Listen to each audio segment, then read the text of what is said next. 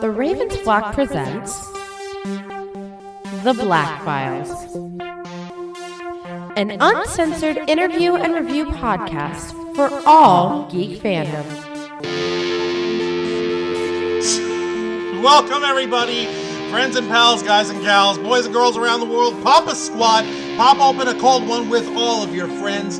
It is Wednesday night, only a couple of hairs past 10 p.m., and you have been granted access to the uncensored and uncompromising interview and review podcast of the Ravens Flock. So, whether you're a friend or you're a fiend, boy, girl, or in between, you are tuned in to a brand new episode of The Black Files. All right, a great introduction here on Wednesday, September 17th. And yeah, no, I hope everybody's having a good Wednesday evening. And, you know, for once, we actually have some good stuff to share with everyone. Yeah. There's good news tonight.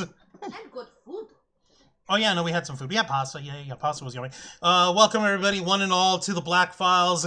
I am your host, Juan Arouse, one of the heads of the Ravens Flock, the tech guru of the team. I am the dude who has been doing his best to make sure that he stays on top of the needs of his partners. I've been staying on top of his needs that K-Storm has been having over here as of late. One of my other partners, she's been feeling a little bit on the convalescent side. She's not feeling too good, and the only thing I could do, since she lives in a completely different town, is like send her some money to pick up some over-the-counter like medication that I figured would help her out. It's literally like the only thing that I can do materially to help, but never let it be said that it's impossible to have multiple relationships. Okay, it's all about time management. It's all about addressing everyone equally. It's all about communication, just like in any relationship. You're just juggling more people. So if I can juggle more than one intimate relationship, I can juggle a ball. And by ball, I mean my political office that I'm searching. But that's not what's important tonight. What's important tonight is that we address something that's a little bit more lighthearted, something that's a little bit more fun. And thankfully tonight, I am joined by the usual suspects. First things first, let me go ahead and say hello to the lovely ladies of the Ravens Flock, our personal Starlight Rose themselves, cosplayers extraordinaire. Give it up for Dragonfang and Zayana Rose cosplay! Well, remember, it's just Zayana Rose. No. Dragonfang's dipping out early, Jose. There's a difference. Oh, yeah. Oh, okay. My bad. Yeah. Yep, we're still here. Yeah. We're still here enjoying delicious cinnamon rolls. Okay, Well, you're being rude. That is mean and rude, and it should be illegal. Well, what? You could bring some over if you don't eat it all. No, We'll be rude we'll if be we're rude. Fine. If we literally burned out right in front of you, turn on the camera and just ate it, and then that looks good. Fine, well, yeah. Maybe we could turn on the camera and eat it in front of you. You I'll do could. it. That would For a be... desperate moment, I thought those were French fries you were chewing on for a second there. What? Yummy. No, this is garden rotini. This is garden rotini with chicken and mushrooms in it. A nice, proper Italiano dinner. Mushrooms. Okay, What's wrong with mushrooms? mushrooms are good for you, okay? Texture. Okay, texture Ironically, I'm notwithstanding. the other way. I like the texture, but I don't care much for the flavor. Well, that's because they need to be, like, seasoned or marinated if you want them to have a nice, zingy flavor. Something like that. Nope. And, Nope. hey, Nope. don't go knocking Angel, on the have you ever had shrooms. mushrooms in a burger, dude? They taste great. Once. Ew. It was actually pretty good, but ultimately the flavor just didn't do it for me. Really? Yeah. No? I like grilled mushrooms and sauteed mushrooms. Yeah. Something with heavy sauce to take away the aftertaste. Grill. Well, for that, it's got to be more along the lines of, like, you got to, like, make sure that those mushrooms are thoroughly rinsed out, and then you grill them up. You make sure that they're, that they got a little bit of salt on them, because 90% of the time, the flavor just runs off of your tongue. It's like, if that makes any sense, you know, like oil and water, it just washes off and it tastes like nothing. That's why you got to salt it a bit. That way the flavor of the mushroom is naturally enhanced and it binds to the receptors of your tongue for your taste buds, because, you know, there's no salts, there's insufficient salts in the composition of the mushroom. Am I making sense? Because I'm babbling here. Yes, No, that is exactly how I like my mushrooms. That's how you described it. Oh, Yeah, fancy. no, it's all good. We Yeah, just have well, a couple grilled of mushrooms, haters. haters. Right? right? No, my God. Ladies, you know what? If you show up early enough Saturday, then I could probably borrow your car after making sure that everything's working out, and I can pick up those Costco chocolate chip cookies for everyone in the group. How's Those are good. that? Those really super thick chocolate chip cookies that they have at Costco's. They're like what? Yeah, those are really good. Yeah, our membership's good. Also, they're hot dogs, man. I know, right? It's simple hot dogs, but they're like $1.50. Maybe after work on Saturday, I work AF. You know what? That sounds like a plan. Picking you up and making sure that you get some sort of lunch. Would y'all be down with that Saturday? Yeah, I'd be dead, so. Xana? Okay, No complaints here. Cool. Right on. Okay. Okay, easy peasy. All right, going ahead and introducing, of course, the man who with a million opinions and zero apologies. Trying to fight back a sneeze. The living it of the Ravens flock himself, our head interviewer, host of Los Amigos Play live every Saturday afternoon at 5 p.m. Eastern Time. Give it up for the irrepressible, often imitated, never duplicated, Mr. Angel Mendez!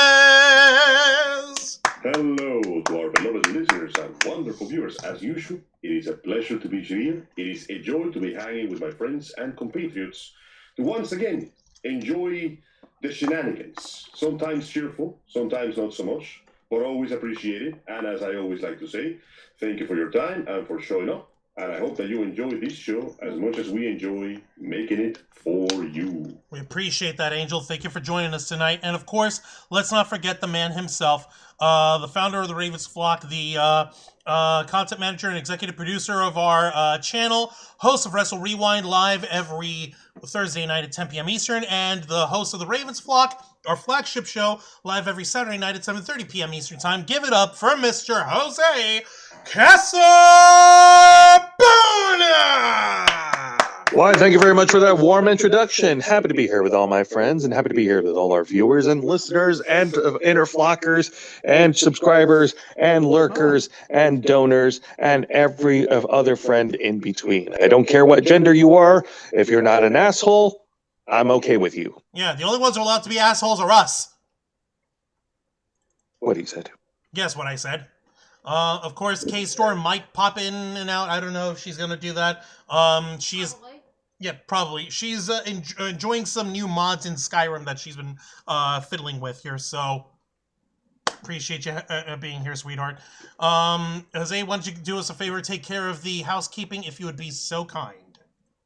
Well, of course, not a problem. Folks, like all our other shows, we are simulcasting on YouTube and Kick. So be sure to hit the subscribe and the follow button. Click that notification bell for all our content. Leave your questions and comments below. We'll answer as many as we can. And if you wish to go above and beyond to support the Ravens Flock, then you can become an inner flocker. And for $4.99 a month, you'll have access to all the perks that comes with our membership. Well, for all the inner flockers we've got in our chat, and I know we have plenty, go ahead and show off those lovely membership badges and custom emojis, letting everyone know that you are here to help rescue the Ravens Flock from the clutches of late-stage capitalism to become full-time streamers. Since 2013, we've been working hard, staying strong, making your voice our mission. The only thing standing in our way now is the fact that we have to work 9-to-5 jobs just to keep the lights on. However, there is a way that you can help rescue us from this dim and dismal fate. And that's by doing what you find folks at home have been doing best, what you've been doing this whole time, which is supporting the Ravens Flock by liking our content, commenting both during the stream and after the stream. I cannot stress this enough. Make sure you comment as well after the stream.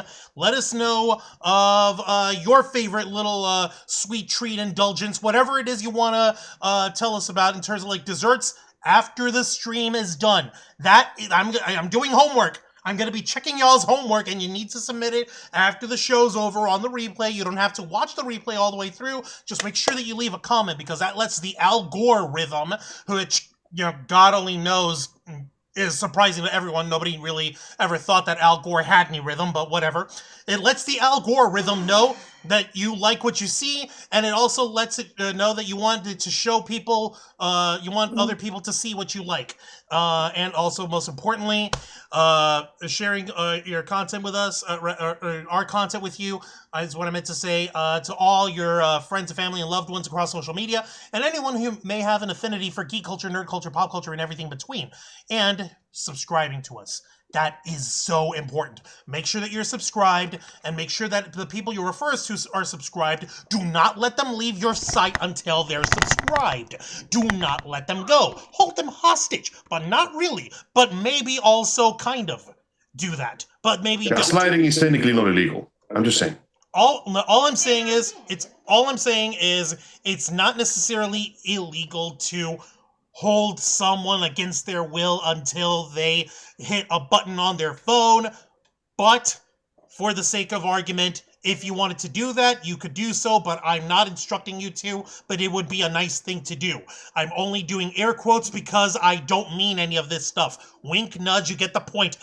Rubber hoses at Home Depot. They make excellent hand ties. I'm not telling people how to do things. That's not what's important. What's important is making sure that you guys keep doing what you've been doing this whole time. I'm goofing around. I'm just wanting to have a little fun.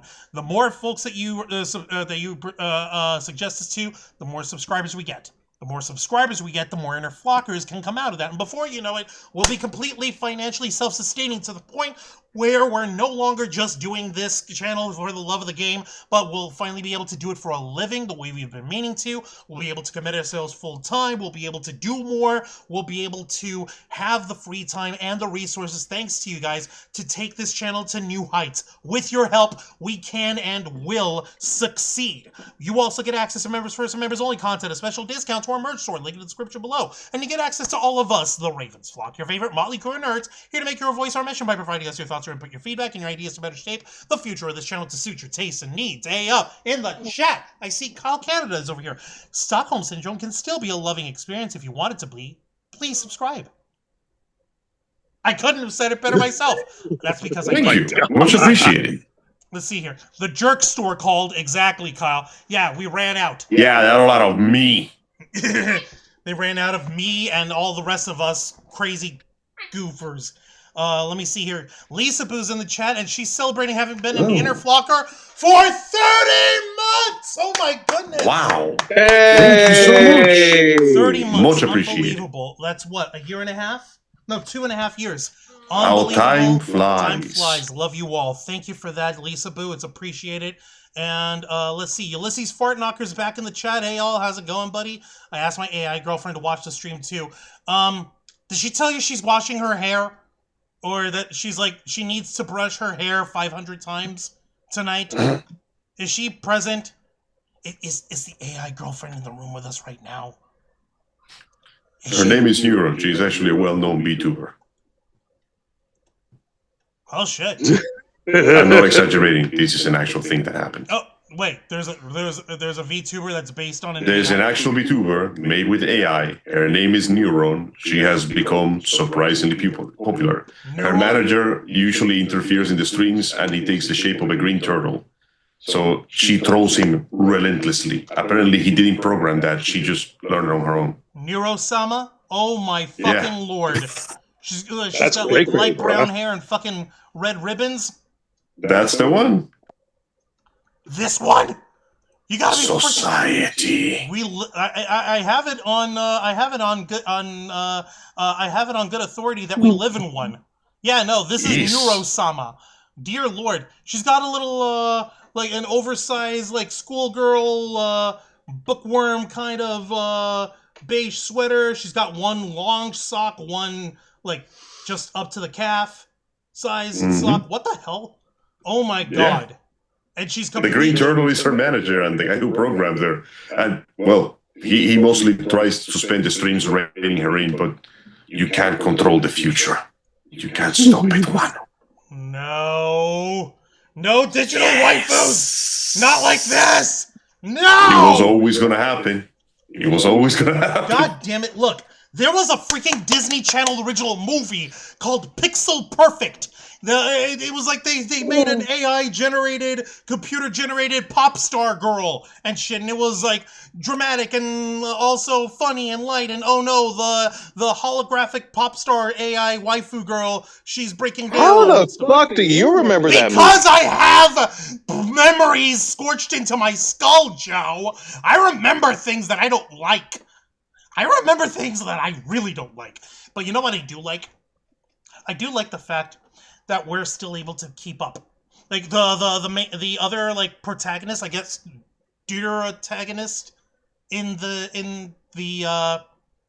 the story is a real life girl. Her father or her mother or someone is the one who programmed it or whatever, and the girl is actually rocking her own little garage band or whatever, and fucking and she's like, oh no, the AI program, the pixel, she's breaking down, and people are expecting to see her perform. I'll just dress up as her and I'll perform to her height, but I'm literally it's impossible to do all the movements, and I'm gonna give myself a heart attack from dancing too hard or something. I don't remember what it was, for trying to keep up. I remember Megan.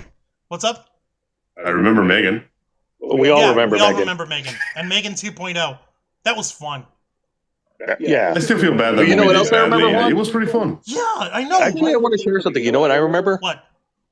Our partner at Glitch Energy. That's what I was gonna get to, Jose. I was telling you how I remembered our partner at Glitch Energy, because that girl could have used some Glitch Energy. That's right, folks. Our specially formulated smart energy blend might have saved the girl's life, and she would have been able to perform just like the pixel perfect robot AI waifu over here. Hatsune Miku's got nothing on this broad, because this provides you with 0 carbs, 0 sugar, 0 calories, 0 lag, and of course 0 crash. But that doesn't mean that you're getting nothing for your value. The Smart Energy Blend keeps you running strong all day long. It's got the right blend of different energy components and different specially branded energy supplements combined in just the right proportions to keep you going nice and hard and letting you off nice and smooth, like like the end of a roller coaster ride. It doesn't just jank you around. It doesn't just drop you on your ass and say, "Hey, have a nice day," while you freaking try to waddle back to your car. No. This actually slows it down. It pumps the brakes. It actually brings you to a full and complete stop, and it lets you enjoy and savor the experience. That's what's important about this stuff at Glitch Energy. But there's more important stuff than that at Glitch Energy, isn't there, Jose? Well, yes, of course. If you go to glitchenergy.com and take a look at their website, yes, they do come in different flavors. There's one flavor for everybody, and they're also very friendly to their customers. If you're like us, broadcast nerds, and you understand you understand how tough it is to get what you want online. But don't worry, because Glitch has got your back through their Cash App through the Cash App Afterpay program. 4 easy installment payments spread out in bi-weekly, so that you can complete the retail price. Exactly. And it's all interest-free, and it doesn't delay your order. So, for instance, if you wanted to get a hold of the Drop Zone flavor here, which is blueberry and grape, I still need to get a hold of that one. Normally, it would be $34.95, but if you use Cash App Afterpay, you get 4 interest-free payments of $8.74 withdrawn from your debit or credit card every 2 weeks, at no extra cost, no interest, no service charge, no nothing. And once it's done, then that's that. And you don't have to worry about your, like I mentioned earlier, you don't have to worry about your order being held up, because they'll still ship it out to you right away the moment your order's put up. So you get to enjoy it, and you just space out the payment, because we all know how expensive life can get, and we don't want you guys getting boned off by not being able to afford something right away. exactly. And you know what?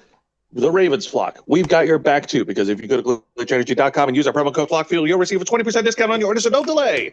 Go to glitchenergy.com, use our promo code, get your glitch now. I'd like to once again thank Glitch Energy for partnering with the Ravens flock. All right, so, yeah, I was over here to double checking stuff, and I gotta tell you, I've had a couple things stuck in my brain over the last couple of days. I asked vociferously tonight that we didn't bring up the political problem with the whole thing of the death of Charlie Kirk. We're not going to talk about that at all tonight. I want us to actually finally talk about something that's a little more enjoyable, something that's a little more fun, something that's lighter, A little more uplifting. But still having poignant message over here, because on the Black Files, we're not just about having a good time, but we also want to educate and inform while we're entertaining over here at the Ravens flock, and especially when it comes to just making sure that you have different perspectives on things. Kyle was over here saying, think Weibo from Flubber, but without the floating robotic body. So you don't. So you're talking about how you've got an AI girlfriend. Is she also modeled after Jodie Benson? Because that'd be cool. And like make would be pretty cool. You can have her like the younger Jodie Benson from when she did the Little Mermaid voice, because I think she was still redhead at the time, just because like she felt like it, and you know, I could be a bit of a sucker for a redhead sometimes, so that'd be nice. But like I said, I want people to be entertained and informed. There are certain life skills we all need to know. For example, here's one life skill that everyone ought to know. I shared it with the rest of the Ravens flock earlier tonight, and I would like all of you at home to also know this. And yes, it's a little bit of brain rot from the talk switch tick, but you know, never let it be said that TikTok isn't educational. My friends, Romans, lend me your ears. Ew, don't be gross. I'm going to go ahead and just share this for y'all. And just remember, just like it says on the screen there, this content is for educational purposes only. Never attempt to replicate or follow the information provided, as doing so may result in serious legal or physical consequences. Just remember, we are not your mother. We're not going to bail you out. You're on your own skis. All right? Yay. Yeah, I'm not your daddy. No, God damn it. What the fuck? No, I said no, Charlie Kirk. Jesus Christ, what the hell? Stupid thing. There we go. Stop. Stop. Silly thing. Come on. There we go. That's better. Y'all enjoy. Hang on. How do I start an F-16? The question's real. I stole an F-16. Flip the master, all the lights begin to feel. I stole an F-16. Set the fuel pump, start the number 2. I stole an F-16. 16 engines whining as the turbines chew. I stole an F-16. Turn the RR power on bright. I stole an F-16. Horizon centered, the line set right. I stole an F-16. Oh, watch the gauges and the needles climb. I stole an F-16. Wait till 20, it will take its time. I stole an F-16. Throttle back down to idle mark. I stole an F-16. Jet breathes deep with a rumbling spark. I stole an F-16. Unlock the gate and push it free. I stole an F-16. The bird comes alive with a roar of glee. I stole an F-16. Out me, our power on bright. I stole an F-16. Horizon centered, the line set right. I stole an F-16. Now you're probably thinking. Now you're probably thinking to yourself. Like,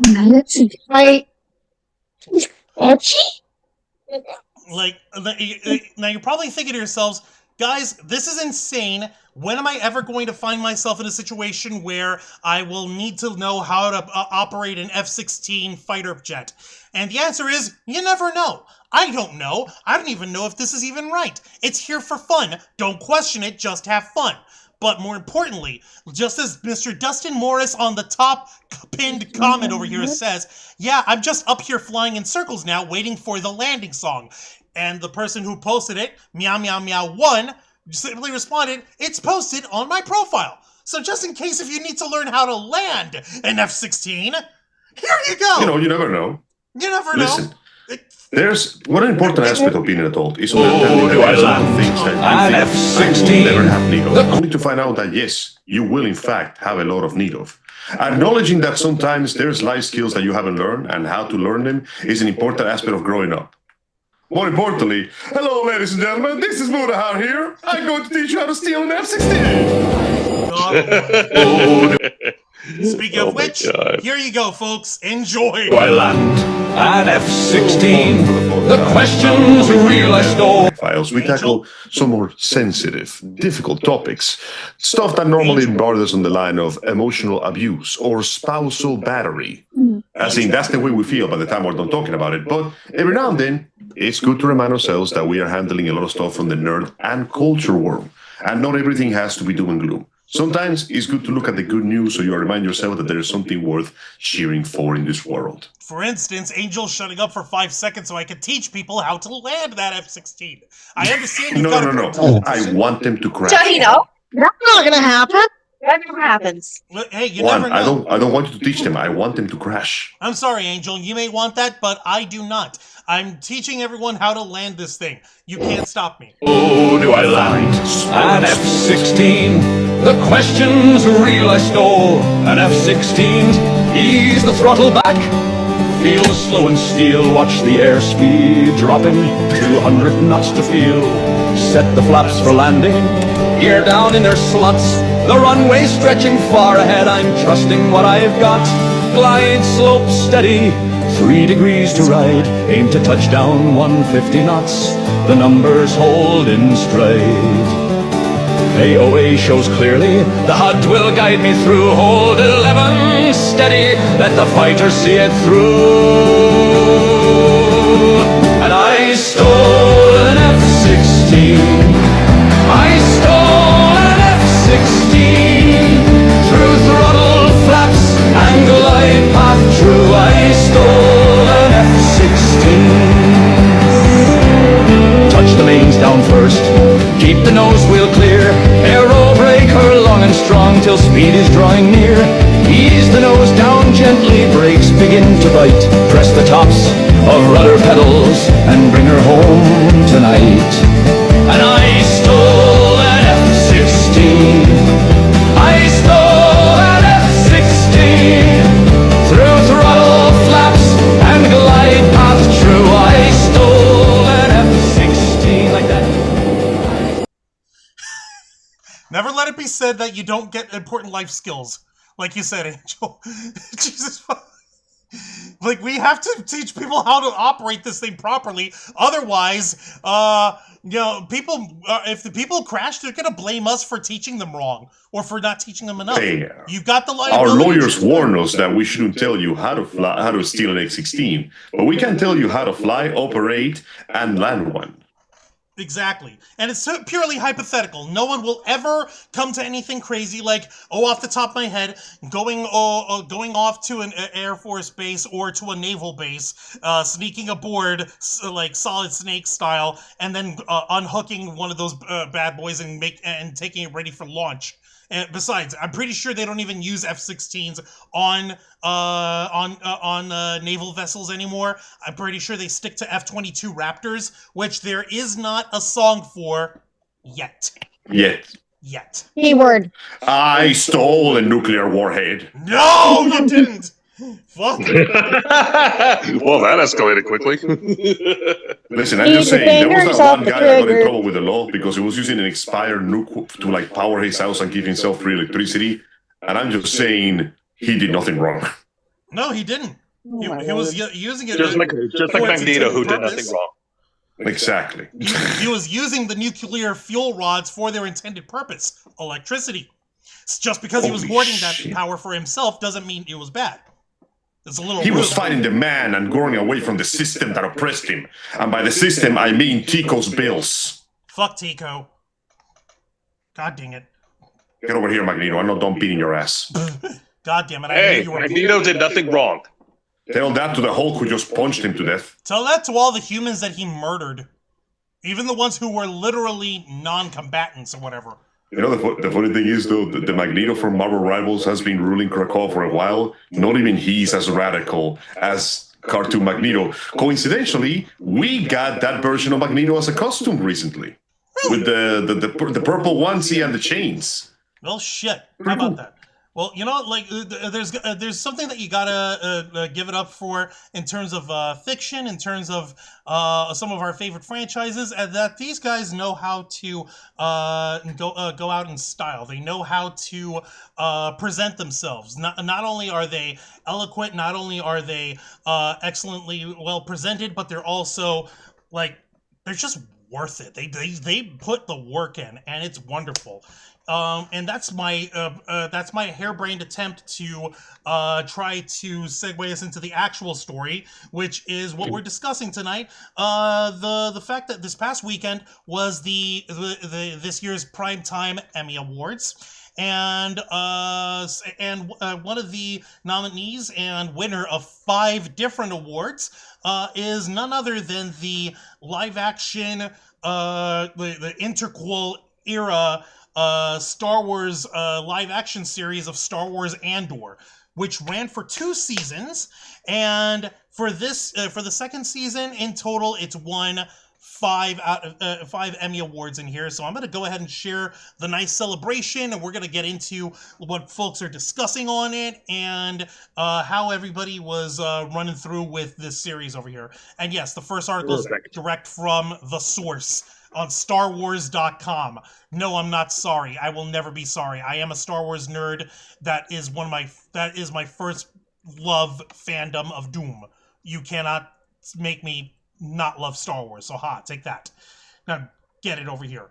We're throwing our own Niamos dance party to celebrate Andor's 5 total wins at the 2025 Emmy Awards. On Sunday, the critically acclaimed Star Wars series created by Tony Gilroy brought home the award for Outstanding Writing by Dan Gilroy on Episode 9, Welcome to the Rebellion. The episode features a fiery speech by Senator Mon Mothma, played by Genevieve O'Reilly, during a pivotal moment for the creation of the Rebel Alliance in open opposition to the Empire. Obviously, nice. Dan Gilroy, during his acceptance speech, references a popular catchphrase that's used in the series by Rebel operatives. Obviously, we have friends everywhere. Based and rebel-pilled. Goddamn right. Let's see. Among others, he thanked the fans, quote, who did more than watch the show. They listened, they cared, and they made the story about ordinary people fighting impossible odds possible. Yay! Last week in the Star Wars series took home 4 wins at the Creative Arts Emmy Awards, including trophies for outstanding costumes that brought the Chandrillan wedding to life, and the masterful production design and visual effects, of course, that made the world of Gorman a reality. The Lucasfilm documentary, music by John Williams, also won for outstanding sound editing. So here's the full list of winners over here. So yeah, for Andor, it won outstanding writing for a drama series, and yeah, that episode was written by Dan Gilroy, Tony Gilroy's brother. They won in outstanding fantasy sci-fi costumes for the episode Harvest. Specifically, let's see here, and they show the costume designer Michael Wilkinson, Cato Farrell costume supervisor, Richard Davies assistant costume designer, and Paul Fajardo assistant costume designer. Winner of outstanding production design for a narrative period or fantasy program of lasting 1 hour or more, for specifically the season 2 episode Who Are You? You never got, you need to watch this, Angel, because the moment you understand when I say, who are you? It's gonna be an icicle to the heart. And you're gonna love me and hate me for it. You're gonna love me. I love it when shit builds up nice and poetically. So is the show over, or are they planning another season? It's over. It is done. It's done. It is done. It's over. The way they had it set up is that the second season, instead of being within the entire span of the season taking place across a particular period of time, each episode for it was a highlight within a year towards 0 hour of Star Wars being episode 4. Slowly building up to it, basically. Like each episode is a year apart, kind of thing. Cool. And they made a point of saying that that's what's they even show it in the title card in the beginning, 4 BBY or 3 BBY, 1 BBY at the last episode, and like 1 year before the Battle of Yavin. That's the official year 0 of Star Wars. So see, that's actually a Rogue cool One. model because that means that you have no idea until the next episode what the long-term consequences are going to be for what the characters are doing. You're like, oh, Jesus Christ, how is this going to reverberate a few years into the future? And the next episode goes, a few years into the future, everything went wrong. Actually, kind of, yeah. Actually, kind of, yes, because, oh my God, you're going to love and hate it, Angel. You're going to love and hate this. Let's see. Winner for outstanding production design, yeah, and that was the episode "Who Are You?" And that same episode also won outstanding picture editing for a drama series. So in production design, that was Luke Hull, production designer, Toby Britton, supervising art director, and Rebecca Alway, set decorator. And the ACE editor for that episode was Yan Miles. Let's see here. For outstanding special visual effects in a season or a movie, that would be, of course, the entirety of season 2 of Andor. And that's got all these different supervisors, all these crazy wild folks who are on this. Mohen Leo, visual effects supervisor. TJ Falls, visual effects producer. Luke Murphy, special effects supervisor. Neil Scanlon, special creature effects by. So yeah, we had some creature effects in the series, of course. Scott Pritchard, ILM visual effects supervisor. Joseph Kasparian, hybrid visual effects supervisor. Sue Rose, scanline visual effects supervisor, and Paolo Diarco, in-house VFX supervisor, and Jean-Clement Soret, digital colorist.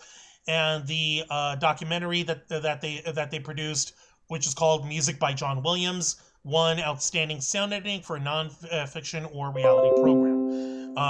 And that was done by Dmitry Makarov, Tim Farrell, Richard Gould, and Ramiro Belgart over here. So those for dialogue, sound effects, and music editor. So like that's a whole little I didn't even realize that they made this this documentary about the music of John Williams throughout all of Star Wars, which is just that is the through line that basically built Lucasfilm.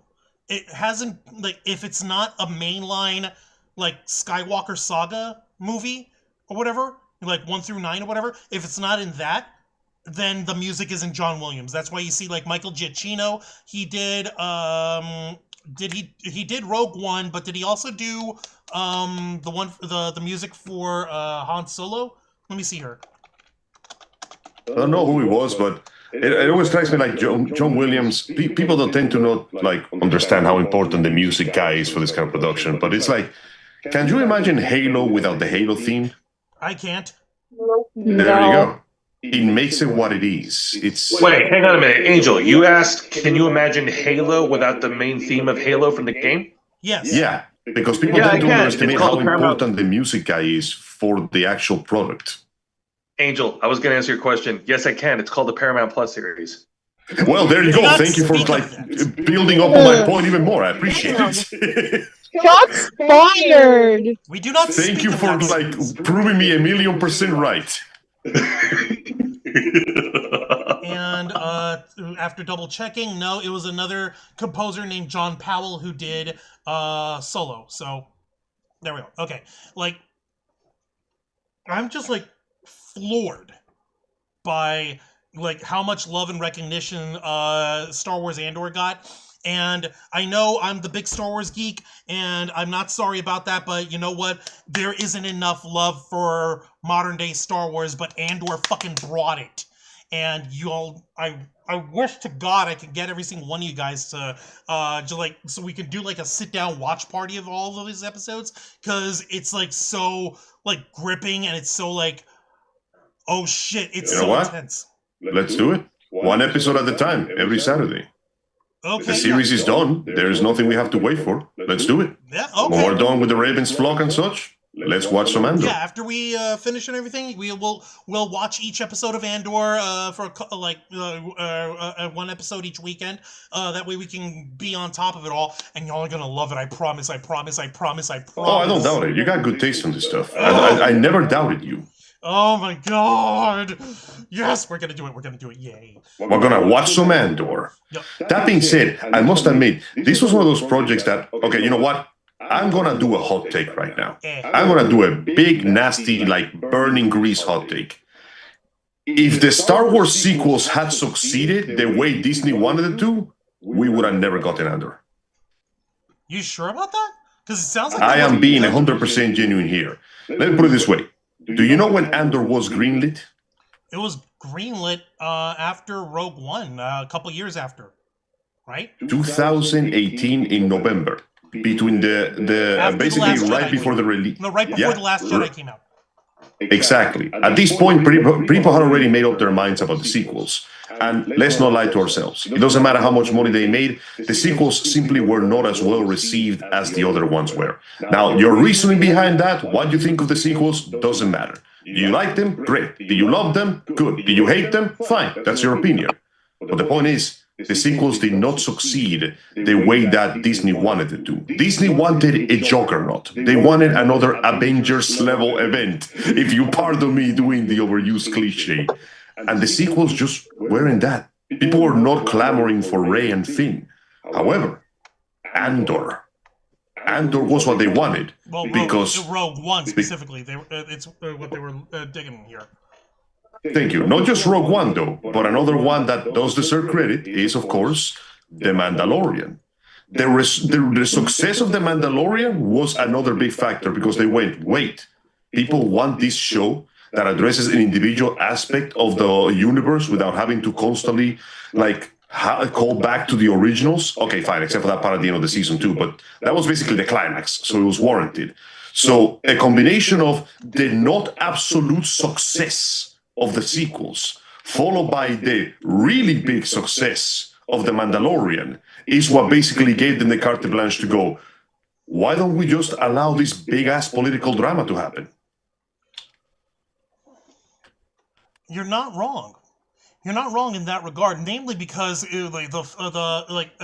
folks wanted to see the sort of like how if on the one hand the audience, the main look on the fan base, they were basically saying like, why are we dealing with this random ass guy? He was in Rogue One. Okay, so he was part of the plans to steal the Death Star. Why not Jyn Erso? Why not Donnie Yen and his partner on here, the Guardians of the Wills, those guys, they seemed cool. Why are we going on this guy? Well, the reason why is because Tony Gilroy had basically gone in with the idea of like there's more to the rebellion than just the main heroes.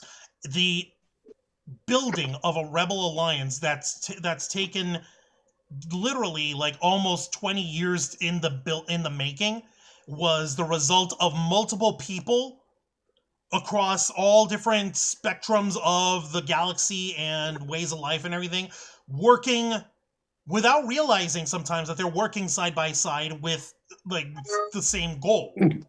It's like, and how does Cassian navigate making his way through this entire formation of the Rebel Alliance here? And the way he navigates it is like you're thinking like everyone does in this kind of situation. I'm just looking out for myself. I'm just trying to get by. So what if I scam an Imperial here or there, or if I manage to sneak over into this one place and steal Imperial equipment and sell it, whatever. I'm just doing that to get by. I'm not a joiner. I'm not here for something bigger. But I'm no revolutionary. I'm just trying to put food on my table. No, he's not even that. I'm just trying to survive. I don't care about trying to do anything more. Was one of the biggest selling points of Andor. The one that ironically people dismissed, I believe that is also one of the reasons why success.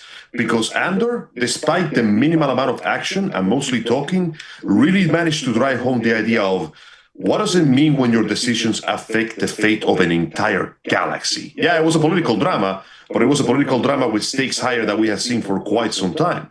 Because a rebellion that takes that long to make means that there's going to be a lot of sacrifices. There's going to be a lot of moral compromise, and there's going to be a lot of regrets and people with different wants and needs. There's going to be a lot of self-serving individuals that you wouldn't call them righteous, but you will call them necessary.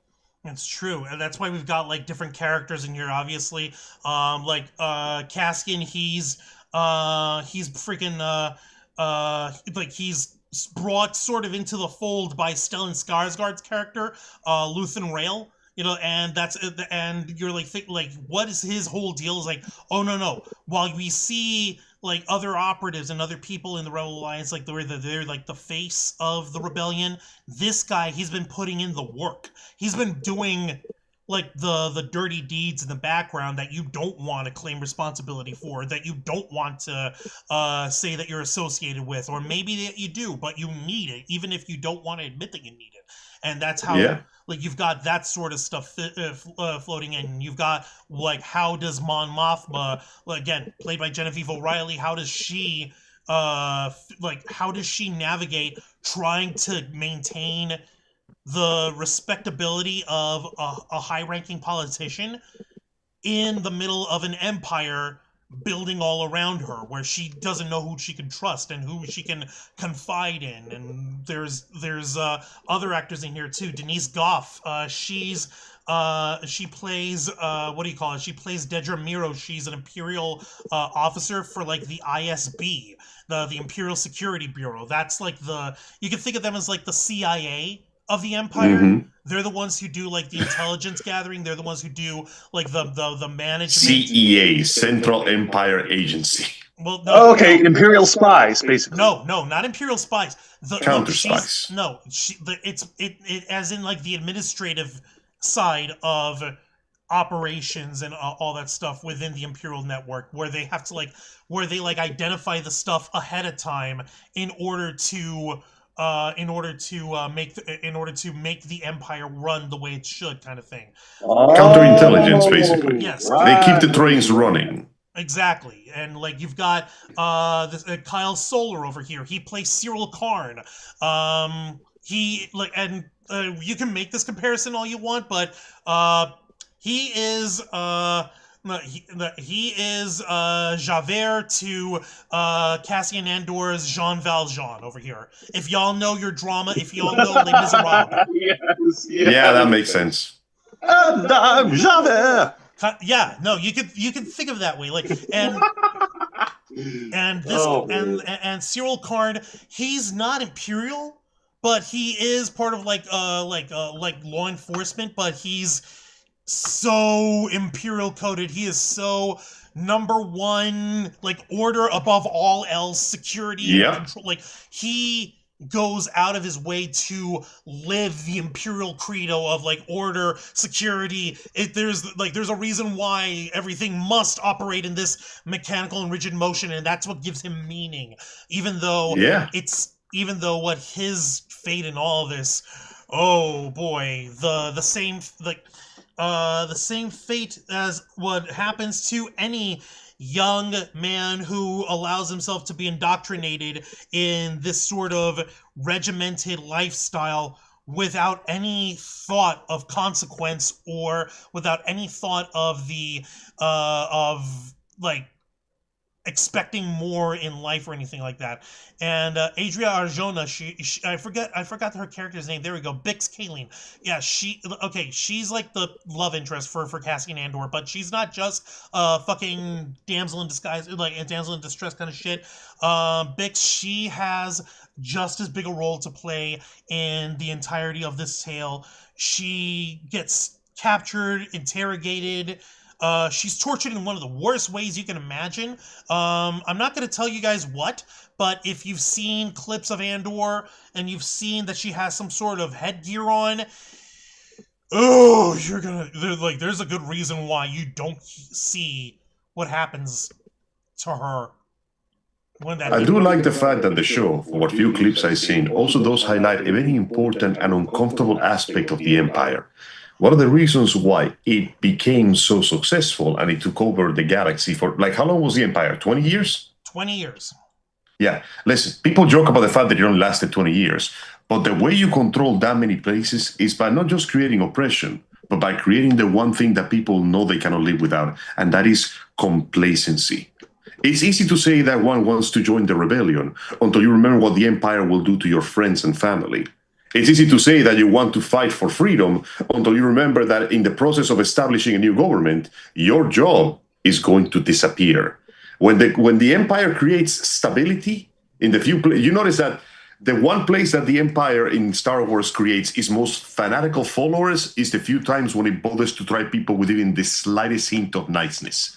You give somebody no stability, and they will do whatever it takes to keep it in place. Whatever it takes. Yeah. Rebellion doesn't come from peaceful Empire cities. No, it does not. And Through by force. no, y'all are gonna, like, I promise, every single, like, you guys are going to fall in love with every single one of the characters. You're gonna think, like, why the hell is this side character? Oh shit! And then by the time you see the end of their arc or whatever, you're gonna shit your pants. Y'all, I promise you, especially Clea. She's played by Elizabeth Dulau, who, by the way, apparently that was her very first fucking official professional acting role. Impressive. Yeah, and she's Luthen's right-hand lady. It's always nice to see a newcomer show their skills. Oh yeah, no, and she's oh fucking Lord, you're gonna love it. I promise you guys, you're gonna love it, you're gonna love it, you're gonna love it, you're gonna fucking love it. I promise, I swear it. Oh my. Okay, all right, we get it. Okay, I'm not trying to You're fangasming. Yes, I am, because it's Let him fangasm. Okay, Let him You get it remind me out. of my early days when I was talking about Revengeance. yeah, exactly. It's nostalgic. Yeah, well, it's fun, it's good, it's crazy, and like the themes of this fucking tale of Andor it's so fucking profound, it's so fucking wonderful because it drives home a lot of the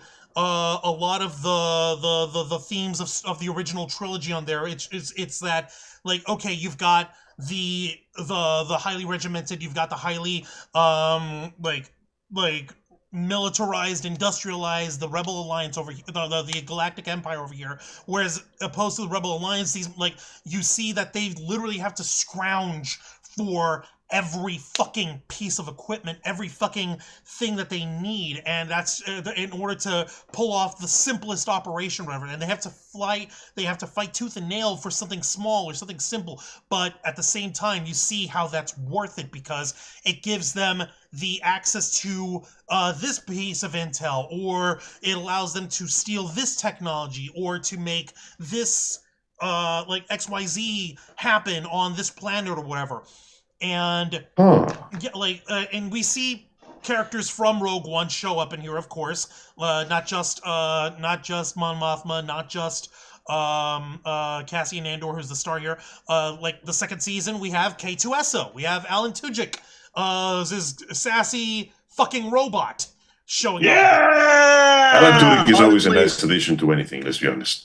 Yeah, he went to Juilliard. He went to Juilliard. Like, honestly, that trash-talking robot, K2SO, everybody loves their BB-8s and R2 and 3POs. He is my favorite Star Wars droid.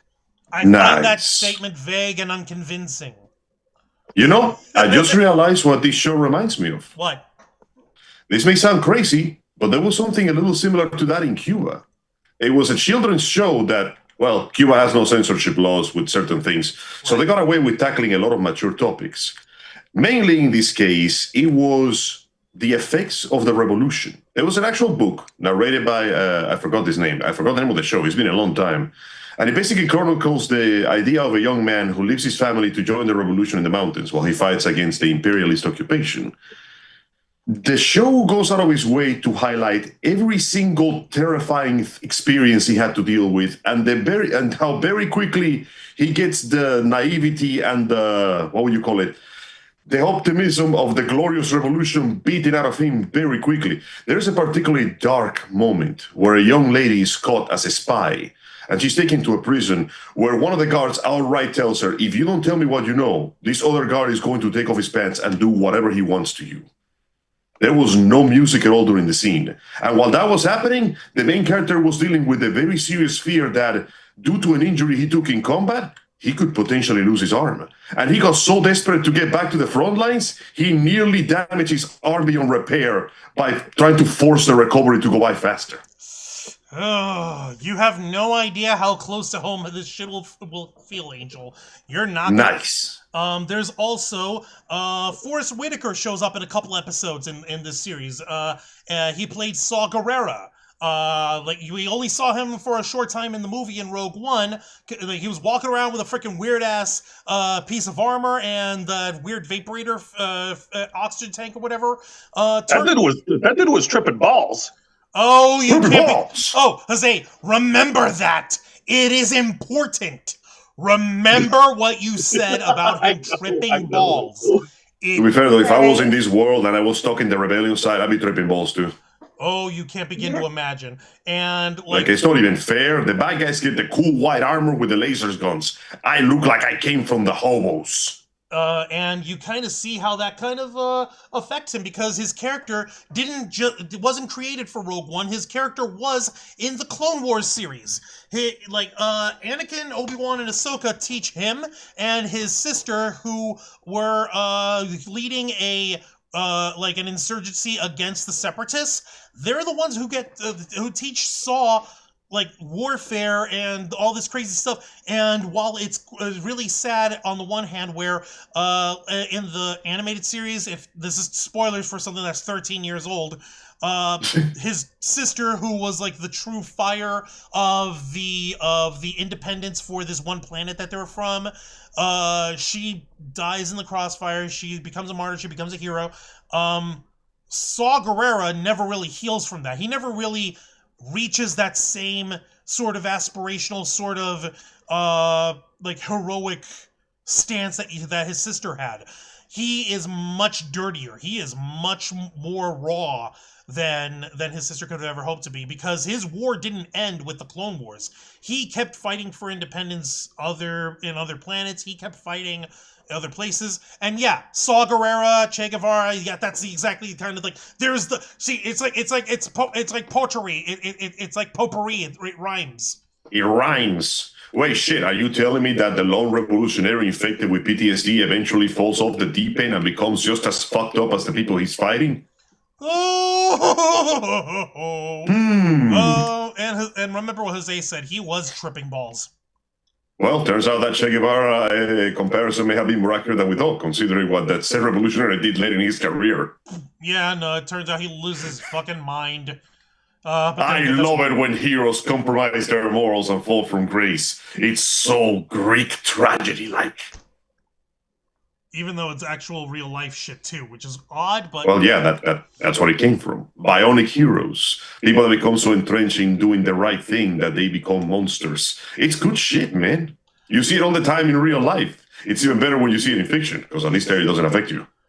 No, that's true. It doesn't really mess with you there, but wait a couple years. Let's see how all that pans out. Wait. And soon. We also have Bail Organa show up in a couple episodes at a time. In season 1, he was played by Jimmy Smits, but for season 2, when we see Bail Organa, Jimmy Smits wasn't available. It was literally like a scheduling issue, so he was filled in for by another actor, Benjamin Bratt, who played Bail Organa perfectly, no issue, no problem. It's like you can literally just squint and okay, that's still Bail Organa. They're not fucking with the character. There's nothing wrong with it. I don't see any issue with. I personally don't see any issue with Benjamin Bratt filling in for Jimmy Smits that time around. It was. It's nice when that happens, when they have to switch actors, and they don't destroy the character. Right? It's so nice. I know, it's sweet. It's sweet. Unlike a certain, it's refreshing. Yeah, unlike a certain series. Yes. I think you know what I'm referring to. Harry Potter or Witcher. Oh, yes. The Witcher, Jesus. Oh, that. Oh, yeah, I forgot. That's coming out soon. We got a new poster and everything. Oh, yeah. No. Once again, I wish the actors and actresses the best of luck. Poor Liam Hemsworth. I'm not. He's clearly giving his best. Yeah, I'm not looking forward to him getting shat on. I really hope they don't.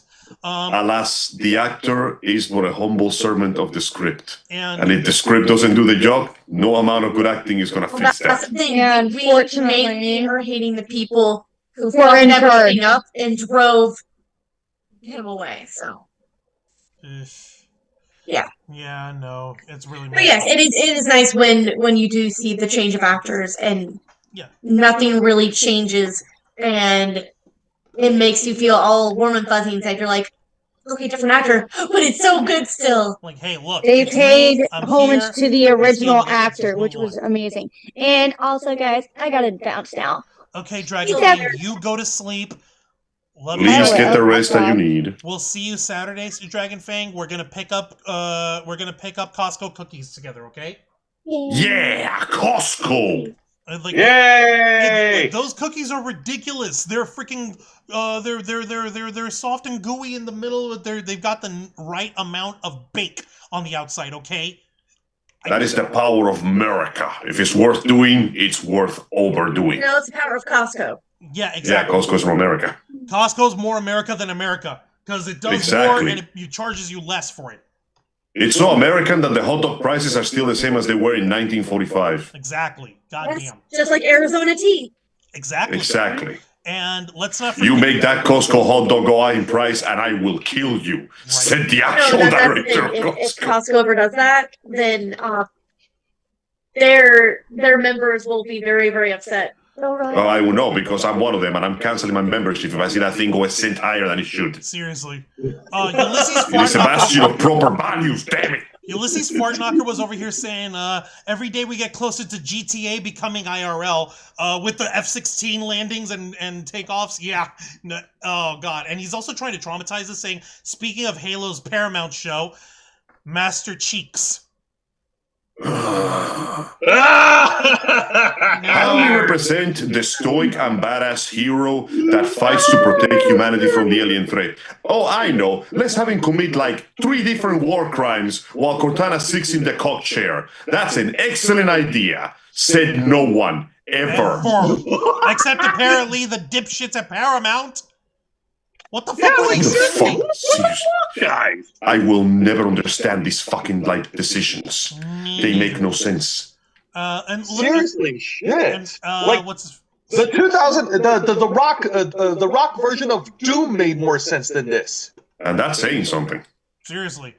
That was back before The Rock's ego got as big as his human growth hormone or biceps got.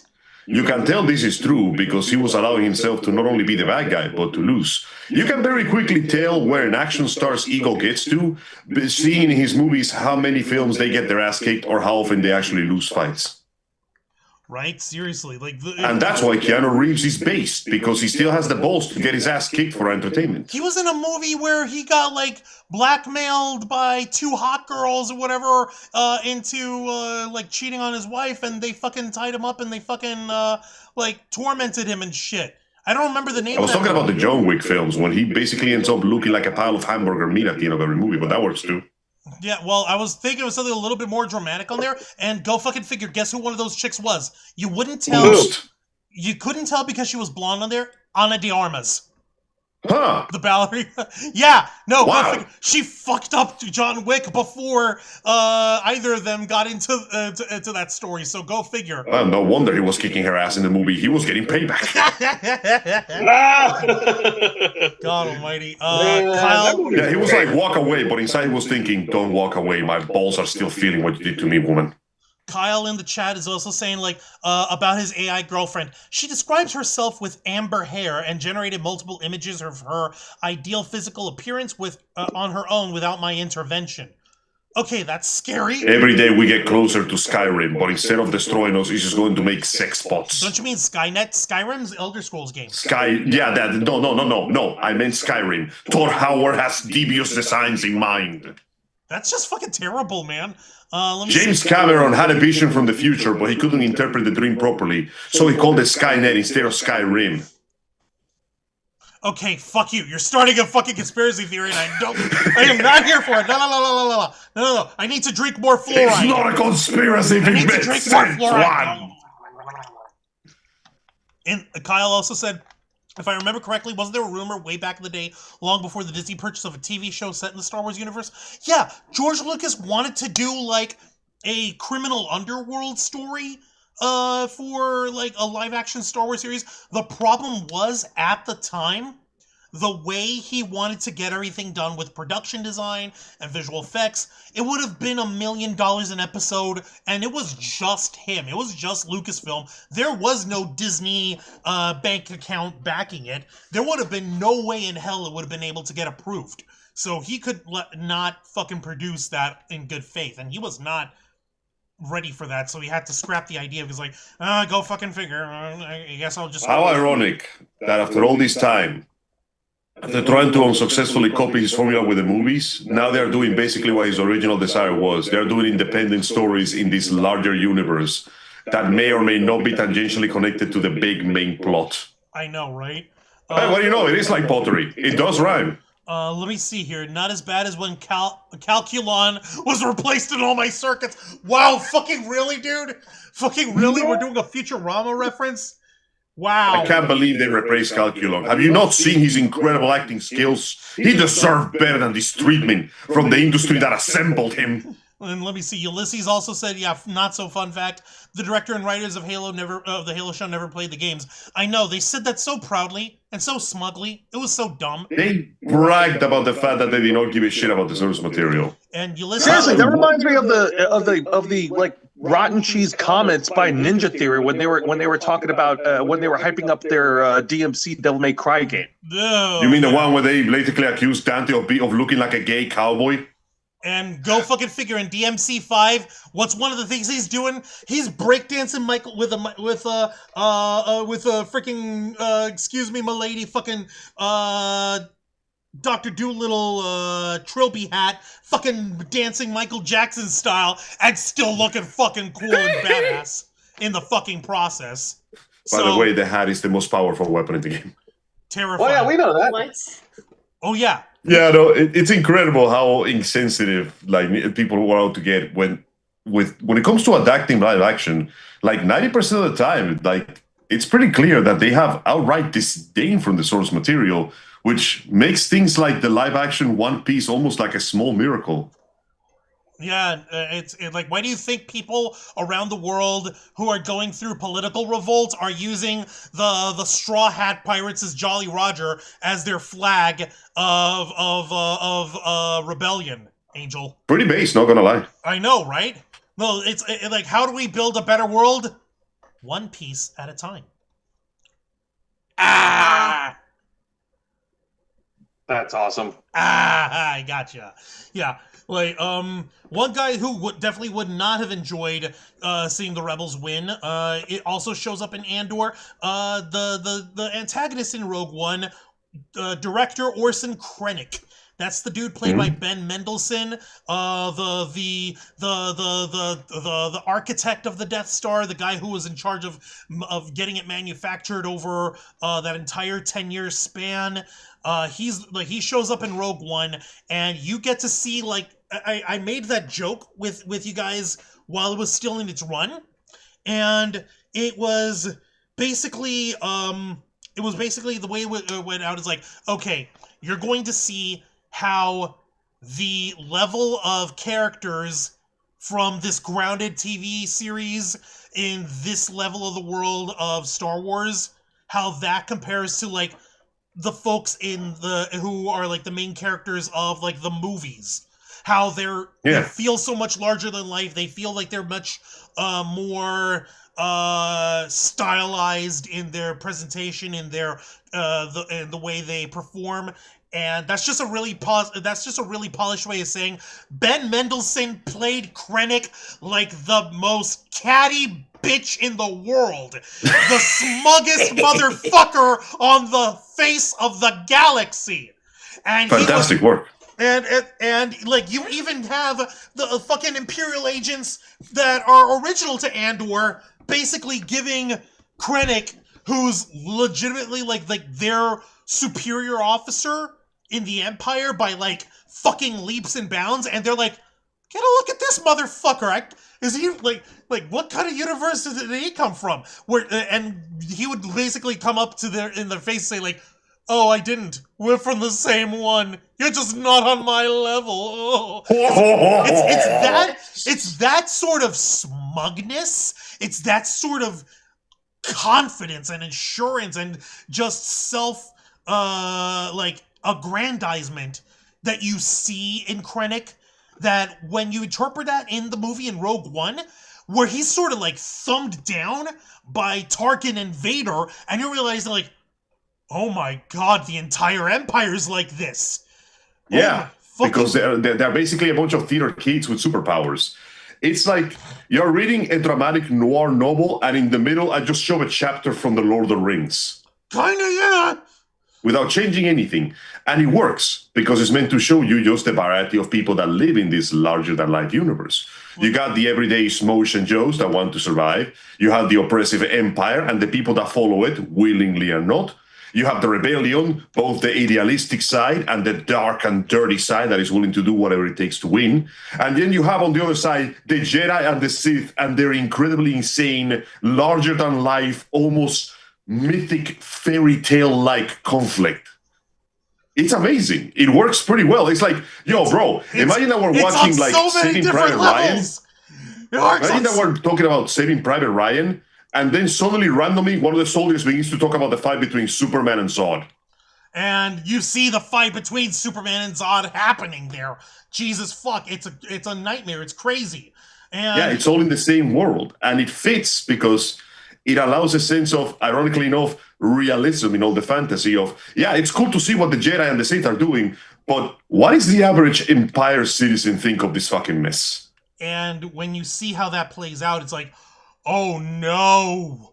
Oh yes. It plays out. Oh yes. No, but it plays out in the most fucked up way you can imagine.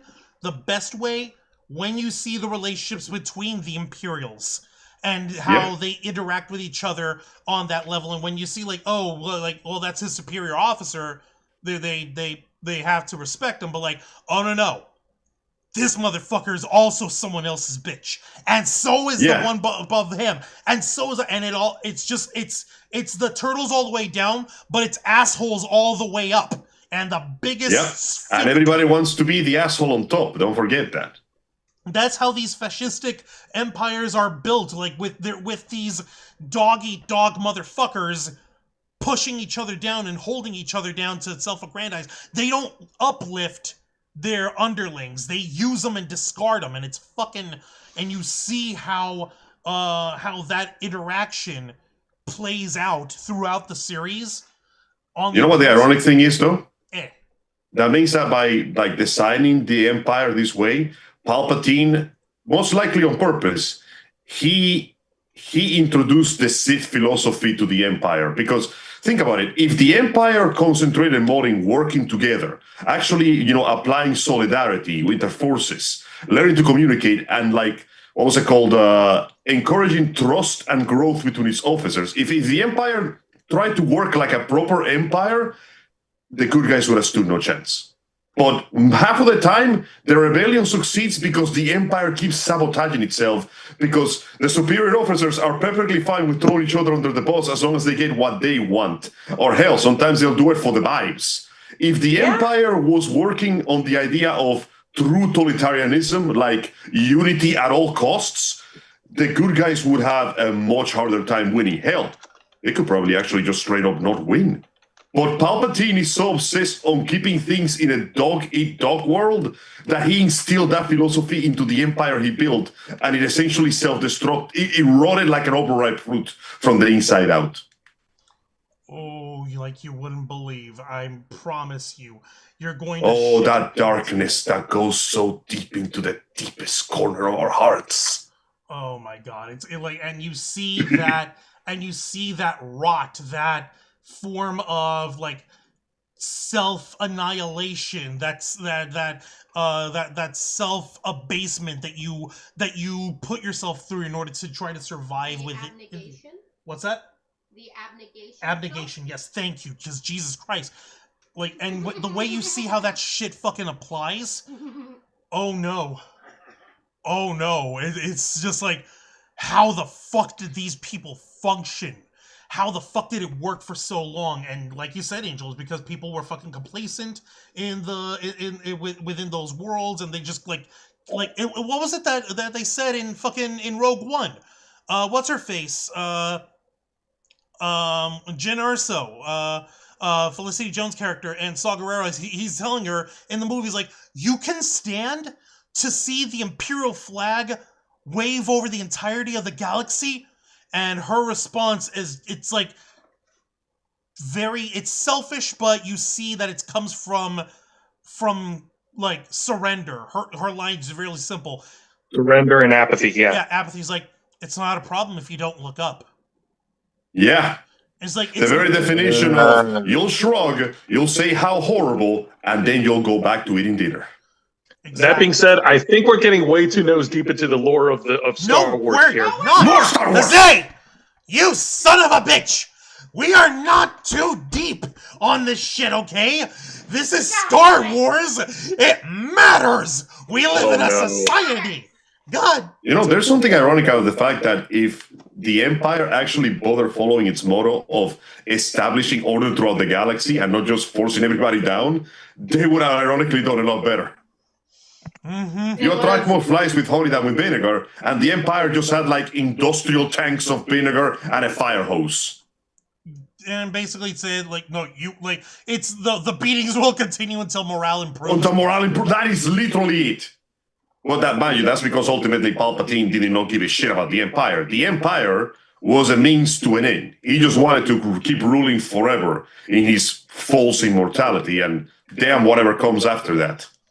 But to hell with the consequences after that. You're right. That's exactly how fucking people were fucking, like, taking this in. And to think that we get this shit from Andor, of all fucking places, and it's wonderful. It's fucking awesome, man. It's cool. When you think about it, though, you know what, Joe? I agree with you. Let's talk about Andor. Because Andor connects to everything we just told you right now. See, the fact that the Empire... What I was mainly getting to is just like, what other award... it's just those 5 awards that they won. Okay. Yeah, it's only 5 awards, I guess. Oh, they were nominated for a bunch. They were nominated for a whole shitload, okay? What I meant to say is, real quick, is that the talk that we had did matter because it does help with the narration of Andor. The setting itself creates the people that we see in the show. The convenient nobles that are willing to do whatever it takes. The military officers that will destroy their own chain of command so they can get what they want. And, of course, the rebels that are so desperate that will do whatever it takes just to make this stop. You know what I mean? Yeah, I know what you mean. Cool. No, let me just show you guys one little example of that comes up in Andor. It's a minor spoiler to you guys, but you know what? You'll when you see the show, you'll get you'll see exactly how all this shit falls in. Take a look at the screen in a second over here. Come on, screen share, you son of a bitch. Silly Zoom. Okay, screen sharing. Okay. You see this? Your fault. And what do we've got? We've got Cyril Karn, our Javert. We have Dedra Miro, our Imperial CIA officer. You've got Krennic right on top of him. And who's that on top of him? Fucking Tarkin.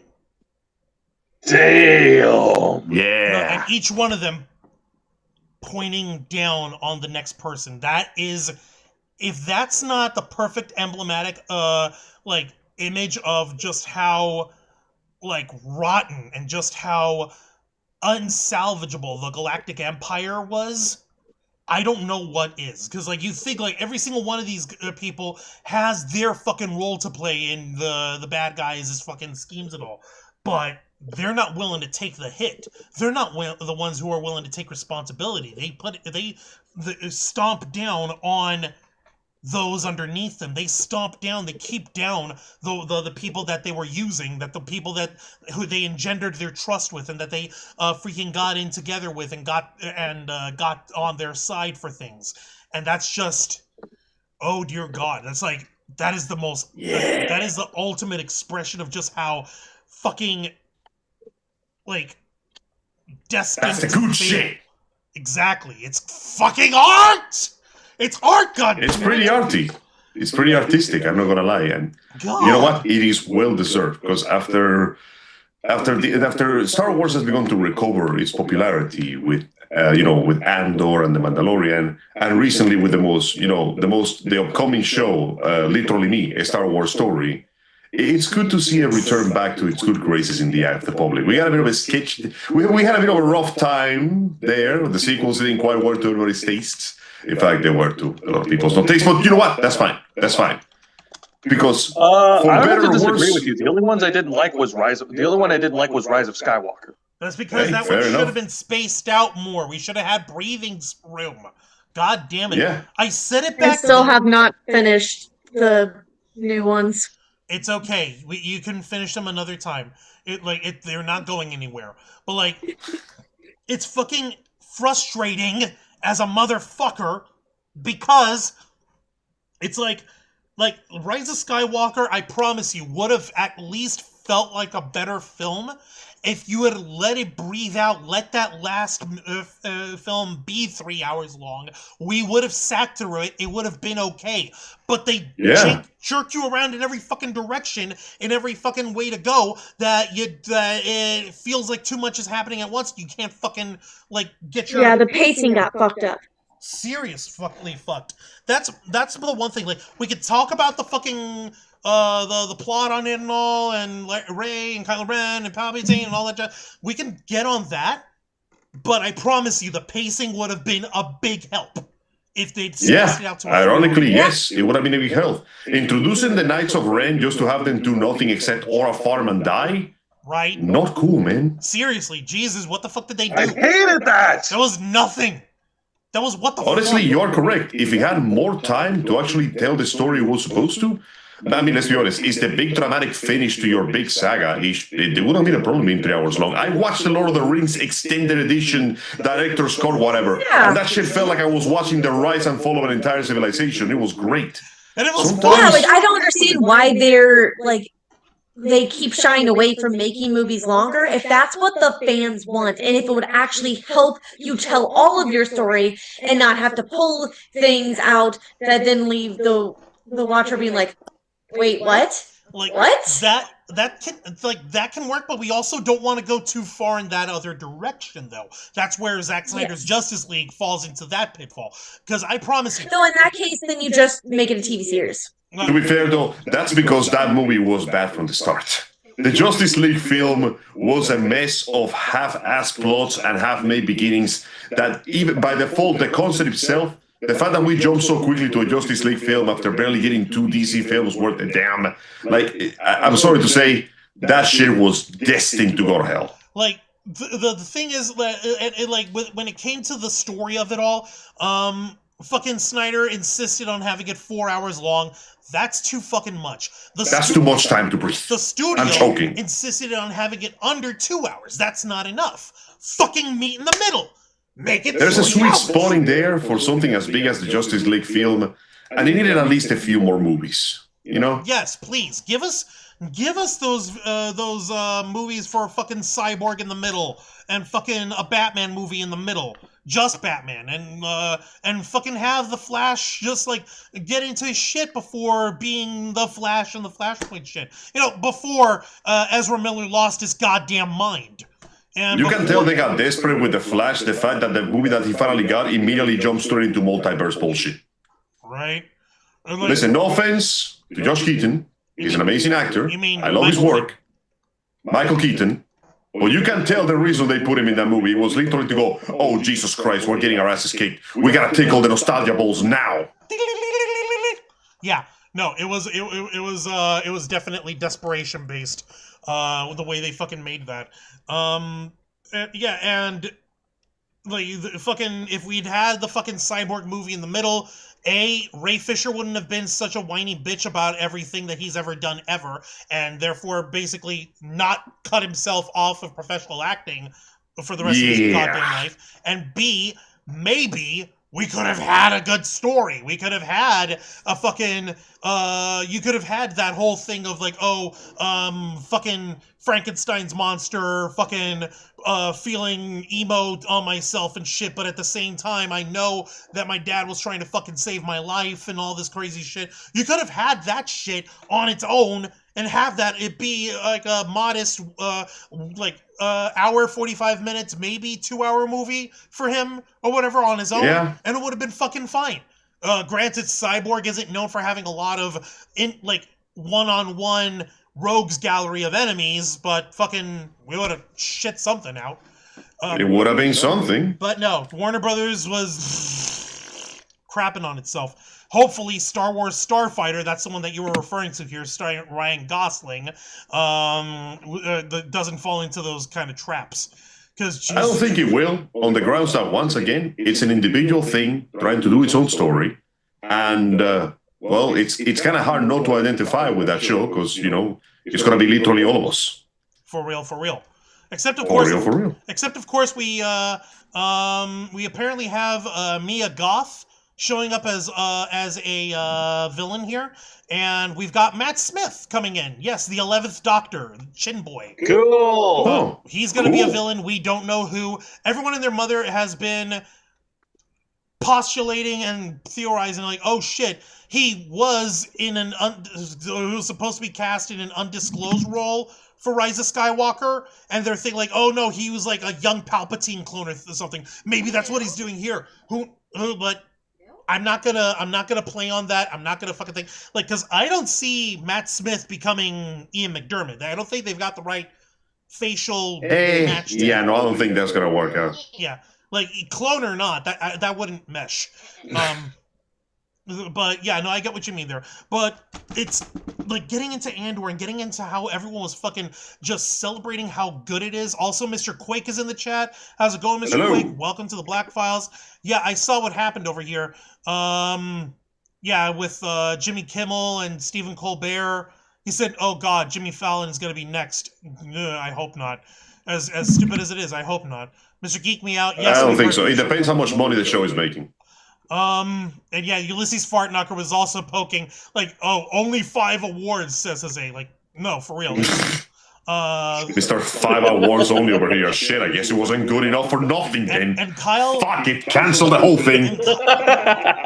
Kyle, you also brought up one of the other awesome villains that was brought into Star Wars that was originally a novel character. Now they made him an animated character, and in Ahsoka, we have him live action at long last. Grand Admiral fucking Thrawn. The fucking brilliant tactician, the brilliant strategist who fucking outthinks the rebellion at every turn and made their lives a living hell. No wonder he had to be taken off the board in order to make sure that everything happens in the movie. Because if he was still around during the original trilogy, the Empire would have whipped the rebels' asses. Because yeah, we can't have too many. We can't have too many like smart admirals there. Like we have to do with an actual brain here. We got a problem. No, seriously, we haven't. Like, it's like I keep telling people, like, okay, if you don't know the kind of personality, okay, take Sherlock Holmes. Put him in Star Wars, now make him evil. That's Grand Admiral Thrawn. That's the best way I can describe it. Oh, yeah, that's not a good thing. No. Yeah, he's genuinely like an actual smart guy with tactically sound decisions. And he doesn't kill his underlings for no damn reason, which is a nice plus. No, he really doesn't. He knows what that shit's like. Why would I waste a fully trained soldier just because I'm mad? That's dumb. Like this man is a goddamn genius. It's funny how that always happens. It's like, no, you just waste people that have a lot of potential to become even better. And it's like, okay, now you have to deal with idiots who don't even know what the heck they're doing. Which is what he's got over here. Like, that's the difference between how Thrawn operated and all these other Imperials that we see in Andor. Every single one of them, they use their fucking underlings. They throw them away. They don't value them because they're just pawns to be used. Thrawn, because he knows the value of a soldier, because he knows the value of career military operatives. He's like, okay, you fucked up. I'm not going to kill you. I'm going to give you an opportunity to unfuck up your fuck up. You see what you did wrong? No? Go see for yourself. learn something, motherfucker. And after you picked up the lesson, fix this shit, and then you can come back to me. Ironically, if I recall, many military military officers in the Empire basically got their positions by nepotism. So many of them actually had very little tactical capability. So the few that actually knew how to be like military soldiers were the most dangerous men to deal with because they understood tactics and logistics and all that shit. Like, which is why, like, people think, like, wait, Tarkin, like, Grand Moff Tarkin, he's no better than Krennic or Dedra Meero in the Empire. He's just a fucking stuffy face. Like, oh no, you need to see, like, novels and, like, animated, like, Grand Moff Tarkin. He comes from, like, a family that took Death World and they fucking tamed it. They didn't civilize, they tamed that shit. It's like, think of, like, the most dystopian version of, like, colonial British Empire invading Africa, and they're like, oh no, we are plowing through the wildlife, we're plowing through the natives, we're bringing our form of order and civilization there, and doing it with, like, a fucking iron fist. That is the lineage. You will join the 21st century, or you will join the ghost of his past. That's kind of the fucking thing on there. I'm talking about, like, back in, like, the, like, 1600s, 1700s, when, actually, no, it was, like, 17 and 1800s is what I meant to say. That's when the British Empire started going through in Africa, and that's like the sort of vibe you get when you read the history of Tarkin's family and the world and the system that they put in order. So when he is the reason why you see how he's regimented and how he directs order and everything, or like order through fear, it's because that's the shit that his family had instilled in him, and that is just how cruel and vile Tarkin can be. But it's also cruel and vile with a purpose, and that's what makes he's Tarkin, efficient. Exactly, that's what makes Tarkin so scary as a villain, kind of thing. You don't see that shit in the movies, you don't see that shit in a lot in the live action stuff, but when you see stuff in the Clone Wars, when you read stuff in the novels and the comics, you're like, oh my fucking god, no wonder Palpatine lets him coddle his balls. This guy I would highly recommend everybody who's listening to please read the Star Wars novel. I don't care if Disney tried to make them non-canon, they are genuinely good pieces of literature and deserve to be appreciated. Yes, please, for the love of God, look up the one for Tarkin. It'll tell you all about it. There are comics about this shit where, like, I shit you not, one of the first fucking people that Wilhuff Tarkin sent to his death was his younger brother. Yeah. Like, and he did that just because he could, basically. And it was like when their family first made the expeditions to that fucking Death World, him and his little brother fucking wandering off, being kids, fucking whatever. His little brother, like, slides down fucking chasm, and he's, like, fucking left on a cliff or whatever. It's like, God, where do you, like, hey, like, Will, help me, and he fucking leaves him there. He fucking just... Long live the king. Yeah, no, except he doesn't even fucking bother letting him go. He's already down there. He just doesn't help him back up. He leaves his brother to die there, and it's... Damn! And that's when they're fucking children, man. Tarkin was It always was the first that and only time Tarkin showed cruelty. Every other time he did something like that, he had a purpose. And, like, it's... Oh, God, it's fucking horrifying. But, like... He's a great antagonist. Like, in general, an amazing piece of shit. You love to see him work. Like, what's crazy about all of this stuff is, like, I mentioned earlier here, was that Andor, like, one of the big awards that it got was the screenwriting for the second to last episode. Rather, is it second or, like, because there's one more and then the last episode. So it's, like, the third and then second. Yeah, third to last episode. My bad. Okay, so, like, that episode is... in season 2, it's called Welcome to the Rebellion. That's the one that what's-his-face Dan Gilroy wrote, and he also wrote out this big not bombastic, it's like a big noble speech that Mon Mothma, Genevieve O'Reilly's character, has to fucking present, like, this is the Declaration of Independence for the rebellion kind of shit.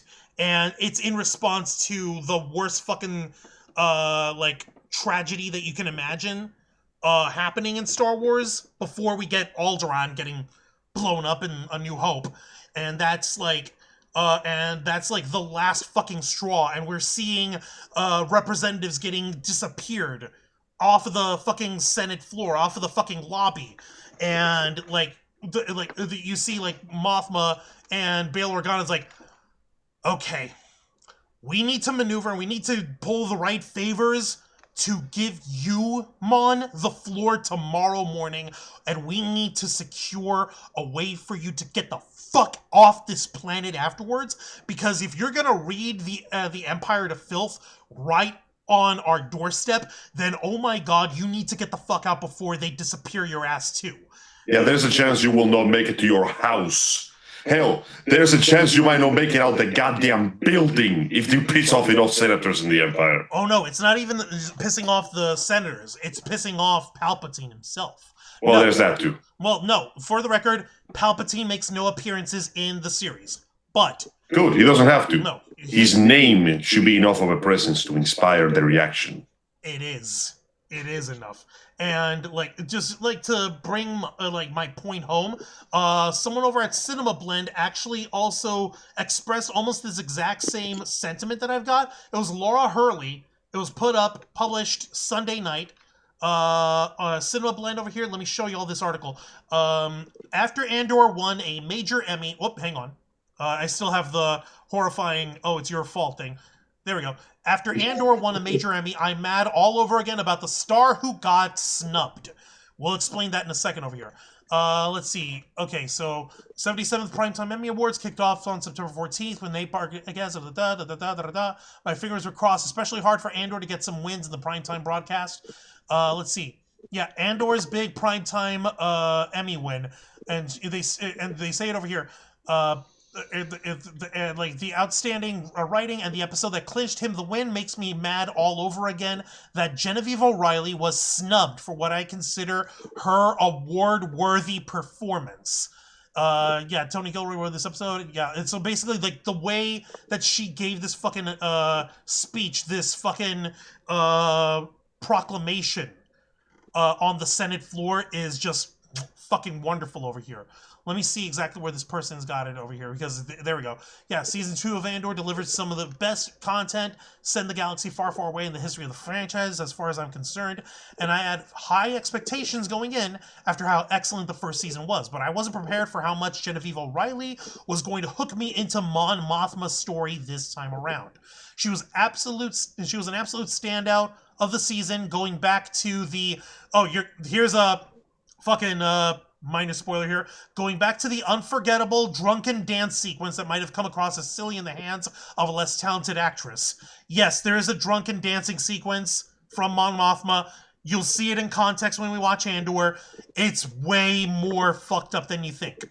Let's see, with her powerful speech to the Galactic Senate before fleeing the life she'd known. Just take a look and tell me that this sequence from the Emmy-winning episode wasn't worthy of some Emmy love for O'Reilly. Since us in the Ravens flock, we haven't seen it, I'm not going to play the clip. Also, because it's a Star Wars clip with the fucking Disney logo all over it, I'm not going to play the clip. I don't want to get fucking hit with a fucking copyright. No.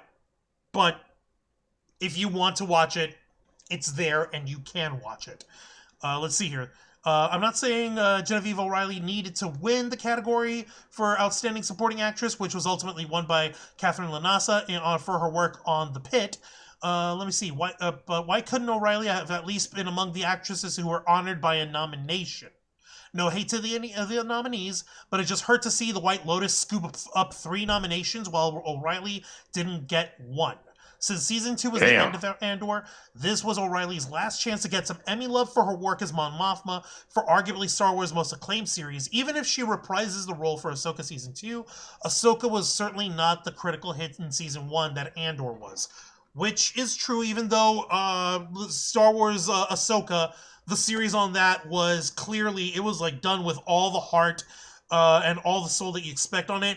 But this had, like, the big difference between Star Wars Ahsoka and Andor is Ahsoka has got the Dave Filoni fingerprints all up on that shit. It's like it's. Well, yeah, that's because Dave Filoni loves Ahsoka. That's his waifu. Yeah, true. At the same time, it's like give other people a reign, but I get it. He's the one who's producing and directing the entire series because he wrote her and he wrote all this stuff. But like, it feels a lot more like it's not just building up to the sequel trilogy and building up to like the transition time in there.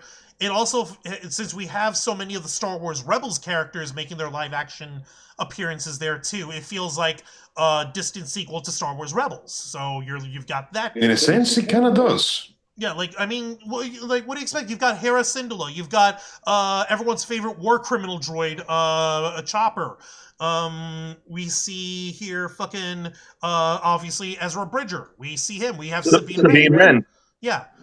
Ezra Bridger, and who was played by Iman Isfani perfectly, which is awesome because, like, when he was cast as live-action Aladdin, he didn't get the love he really worked on, because he worked on doing the music and doing the dancing and the singing on. He worked on all of that, but the movie was, we know what Aladdin was and all that, but casting him as adult Ezra Bridger, and he hit it perfectly.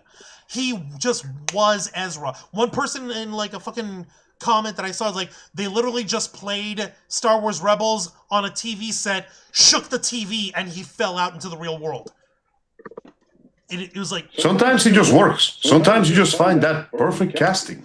You know? And like the interplay with him and with the actress they had for Sabine, it was just like Ezra and Sabine in the cartoon.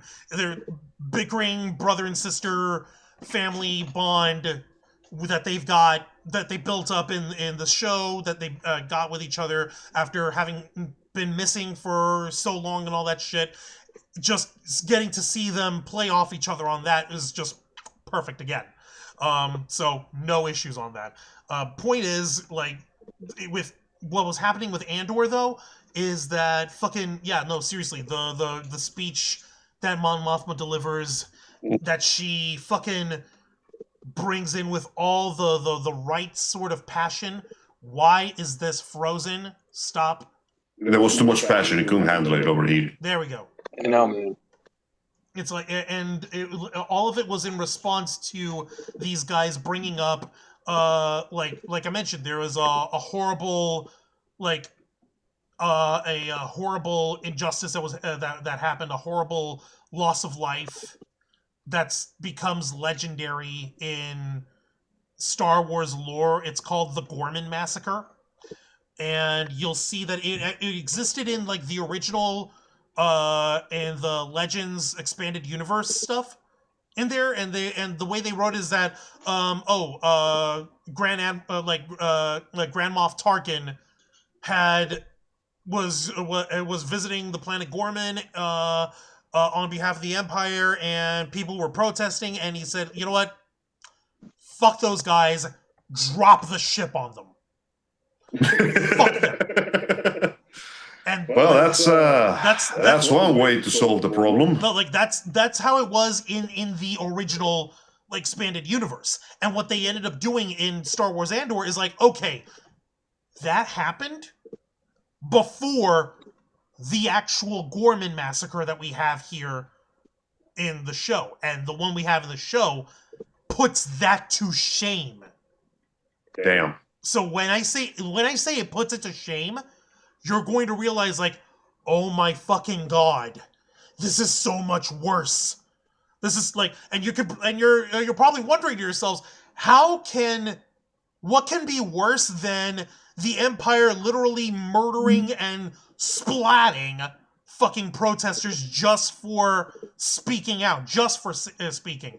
And I can think of several things they can do.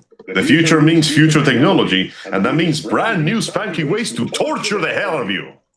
Oh, no, Angel. It's not a torture. It's a massacre, remember. It's not going to be pretty at all. You're going to love and hate it all at once.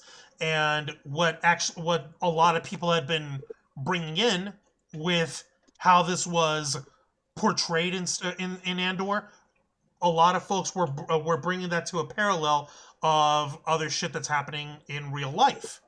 And I did say that we were going to not talk about the Charlie Kirk stuff over here. Nothing too heavy tonight, but no one said anything about bringing up the genocide happening in Gaza. So surprise, assholes! This is almost that bad.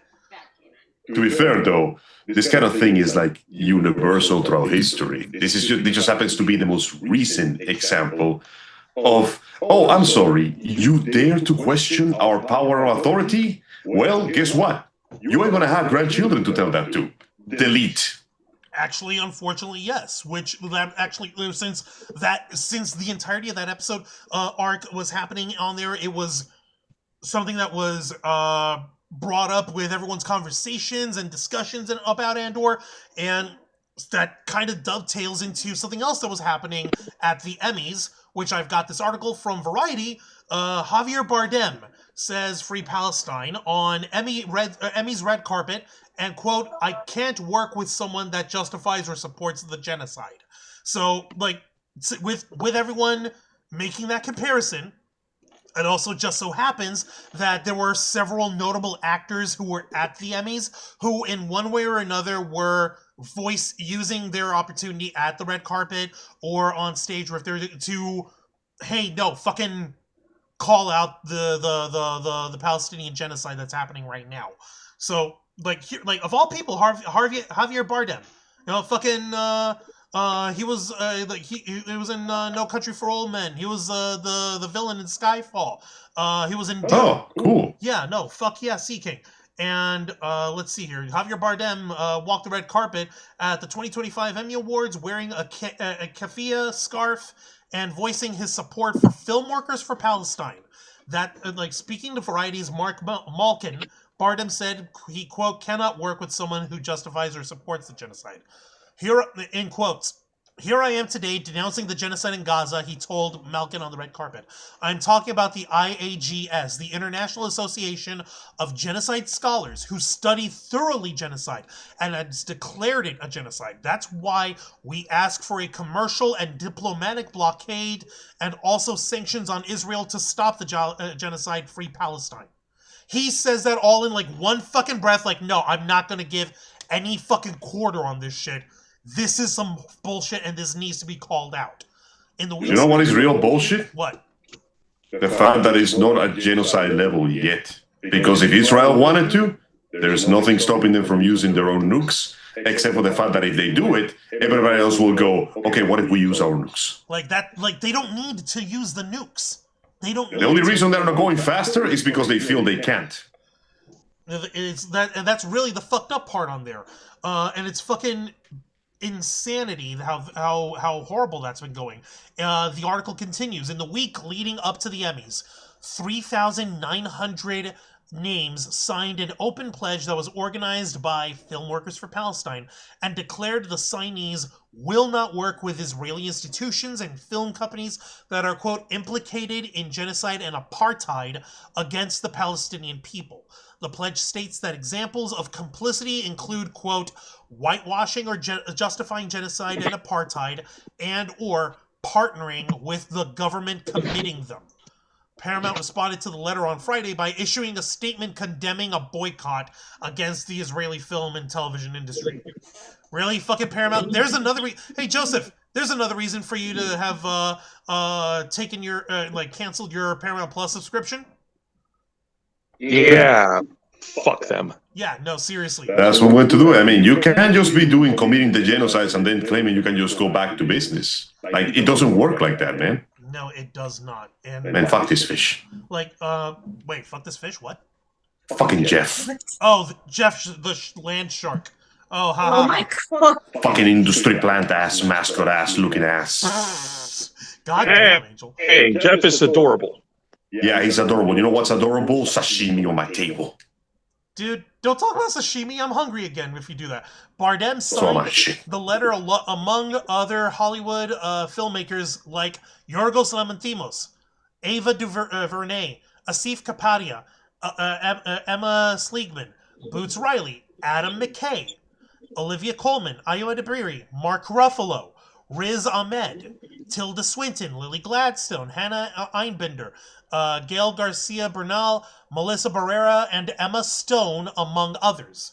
So, like, hey, Emma Stone. Haven't heard from her in a while. Right, for real. Also, Adam McKay, the same Adam McKay that directed Talladega Nights and Step Brothers? That's right, Yep. that Adam McKay.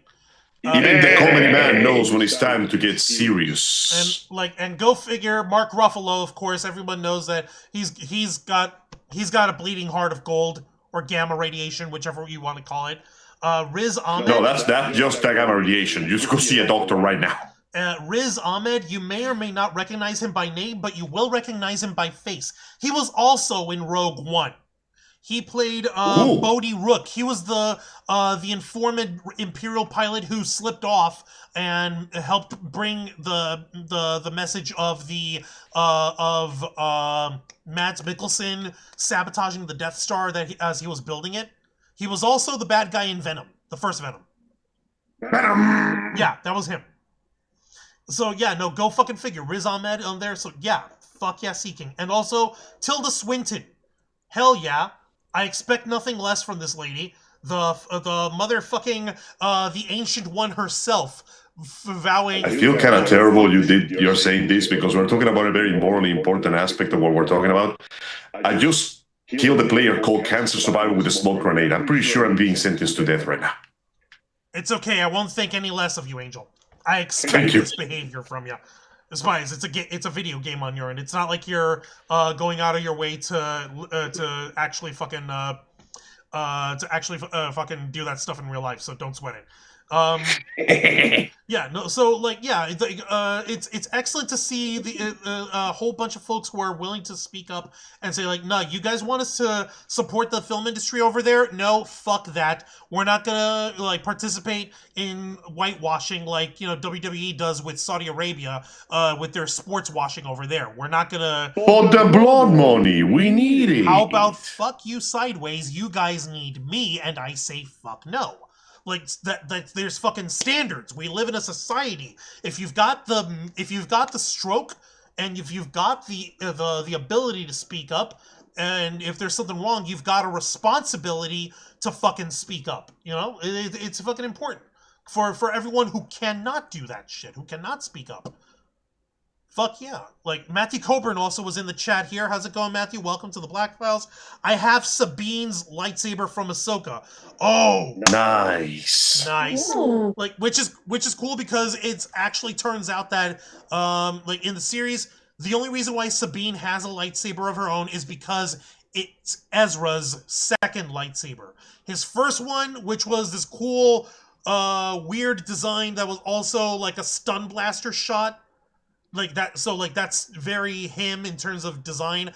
That one was destroyed, and he ended up building a second one, and by the end of the series he hands it to Sabine, who had some lightsaber training of her own, so she knows how to whip that shit. She can fight. She's a Mandalorian, fighting and warrior culture and all that shit. It's in her blood, so she can rock a saber with the right right amount of training that she had. But then again, at the same time, Ezra, he's got his shit down too. So everybody's rocking a saber, and it's awesome. Kyle's taking off early to put the kiddo to bed. Katie, his AI girlfriend, wants to read bedtime stories. Oh Lord. That's adorable. Please don't tell the story about Judgment Day. That'll be horrifying. Please don't. Please, I'm asking nicely. Let me see, Matthew Coburn. I've been playing Jackbox on another person streaming before. Another person streaming I knew before you. Oh, okay, cool. Well, no, that's fucking awesome, dude. Well, Jackbox is fun. Doing that kind of stuff is always nice. Let's see here. There's a pixel of that too. Oh, there's a picture of that too. Yeah. No, fuck yeah, it is. It's those lightsabers are awesome. Why do you think I've got one? Because it's awesome. No, but seriously, guys, I promise you. Like, I first want to half apologize for, like, oh no, we brought in real life dour bad news shit, but it does fucking tie in with this shit in Andor, because the way the shit is unfolding and the way the shit had been compared to real life events, everyone was actually like hollering like, how did you get this story so close to real life, how it resonates with people and everything. And Dan and Tony Gilroy, they were literally like, we wrote this shit years ago, before, like while we were in production, before the October 7th attack and the massacre in Gaza that's been going on over here. We've been doing this shit before that. We weren't even trying to make parallels. That shit just comes up because we study history. We study stuff with like the French Revolution, with fucking Nazi Germany, with fucking Soviet Revolution against the the Bolsheviks rising up against the czars and all that shit. Like, this was more like distilling our version of that. So it just so fucking... History may not repeat, but it often does rhyme. Like pottery. It rhymes. It rhymes. Yeah, no, they are becoming more expensive. Lightsabers are becoming more expensive because they all come from... By the amount of money they're costing, next time they better just make you an actual lightsaber with plasma blade included. If I'm going to be paying that much for a lightsaber, I better have the risk of horrible third-degree burns and mutilation to come with it. No. Yeah, because listen, I still want to do the make your own lightsaber thing at Disney. Yes, in so the future. We should, like, if we had the fucking money, honey, K-Storm, come on. Why are you shaking your head like that? Disney ain't getting no money. You know what I mean? Like, okay, well, Disney ain't getting no money. Okay, well, you don't got to know that. Please let me make my purple lightsaber, please. Like I would want to fucking make one too. Like, it'd be pricey to do the little. Let us be kids. But you know what? It'd be fucking worth it because you get the experience, and we do it with other people, and it'd be fun. They're a monopoly, and I don't like giving them money. Well, you don't have to give it. You don't have to go if you don't wanna. All right. Yeah. But well, unfortunately, I do have to go because it is already midnight and work waits for nobody. Sadly, you're right. Yeah, we should start wrapping up. Yeah, sadly, you're right.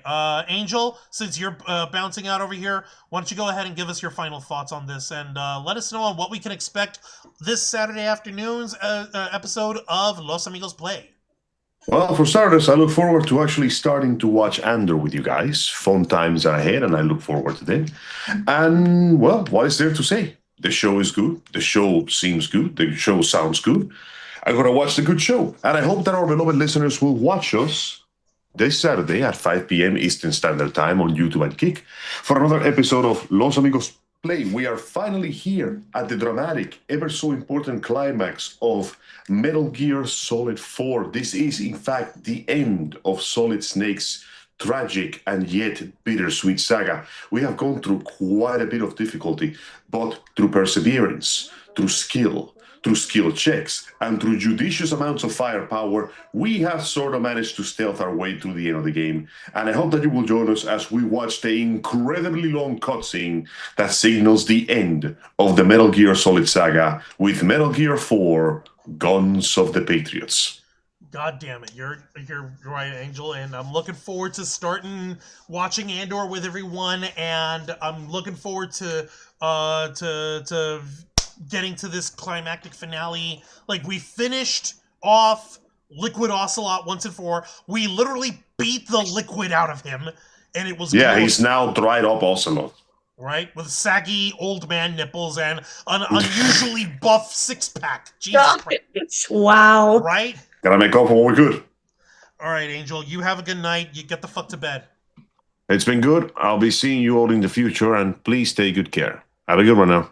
Later, Angel. You have a good night. I will. Zayana, your final thoughts on everything here. The Empire's stream must be bled with the blood of rebel traitors. Oh my God. God damn the it. The Empire may rise again. No! I've blown 7 planets on the way here. This is clearly a good long-term strategy. Jesus Christ. Angel refuses to elaborate, and he leaves. Jesus fuck. That's Angel. What do you expect? Yeah, true. Ziana, I know that you've been quiet because you hadn't been watching a lot of Andor or Star Wars a lot here, but I want to get your thoughts on all this shit. I only watched the first of the new ones, and that was it. Right. No, I get you. So, like, you didn't see... I haven't watched Ahsoka. I haven't, I just haven't watched a lot of stuff. I still have to watch The Bad Batch, too. I know. The Bad Batch is so damn good too. I know all these are so good. It's just you forget one very important thing. Wife. No, I'm lazy. You fucker. Well, there's that. Listen. As a writer, I procrastinate. So you know what? I procrastinate on everything. God dang it. Well, you can't see me, but I am smiling like a Cheshire cat. Fucker, what the hell, Xana? Oh my god, I am so, I'm looking forward to this because I know you're gonna love the story. You're gonna love how everything turns out. I promise it. Se lo juro a frente de Dios y todos los santos. I swear before God and all the saints. You will love this series. You're going to. It's so good. I'm sorry. I feel like Fangasming. Yes, I am, but it's good. It's good fangasms. It's such good shit. Oh my god, with just hearing how everything turned out with it at the Emmys and everything, and without context of without having seen any of the episodes, and knowing really who is who, because I still don't recognize some of these names.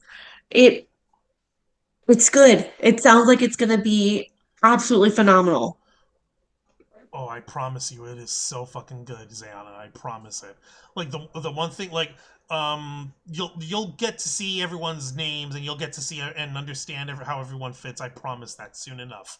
But yeah, no, thank you so much for joining us tonight, and I can't wait. I can't wait to share this glory with you guys.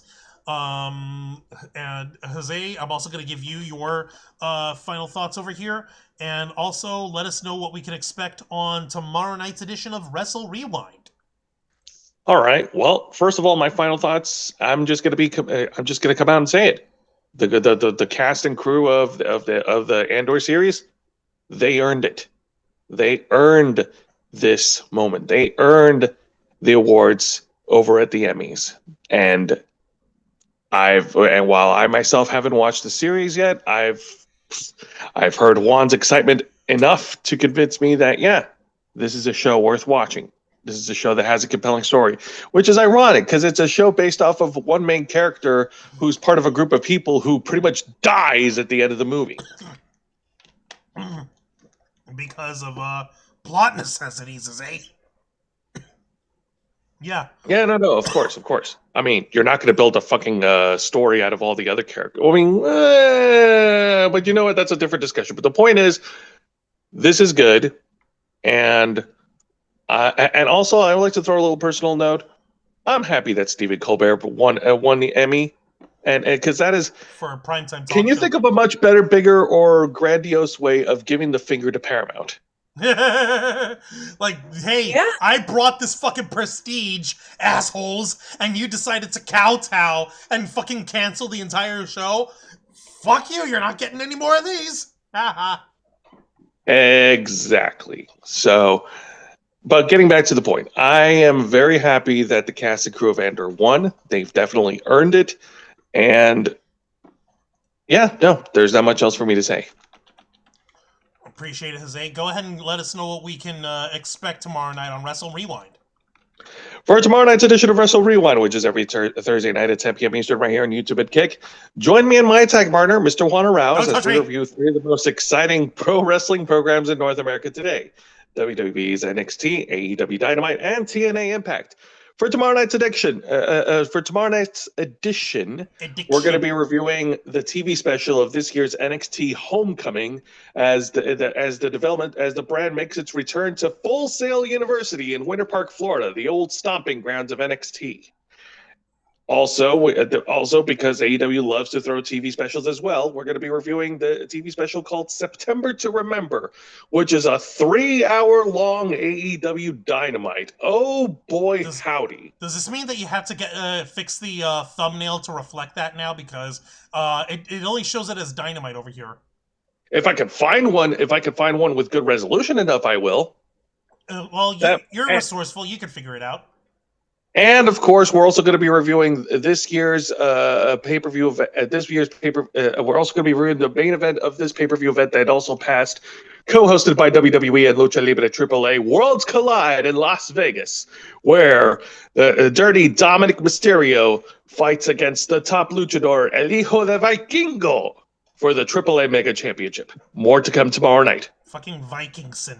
Literally, his name translates to the son of the Viking. It's just Vikingson. That is so wild. What the fuck? But it doesn't sound as cool, Juan. El Hijo del Vikingo. You know, like, no, like, well, it's not really that cool of a name to begin with. The son of the Viking, that's just weird, okay?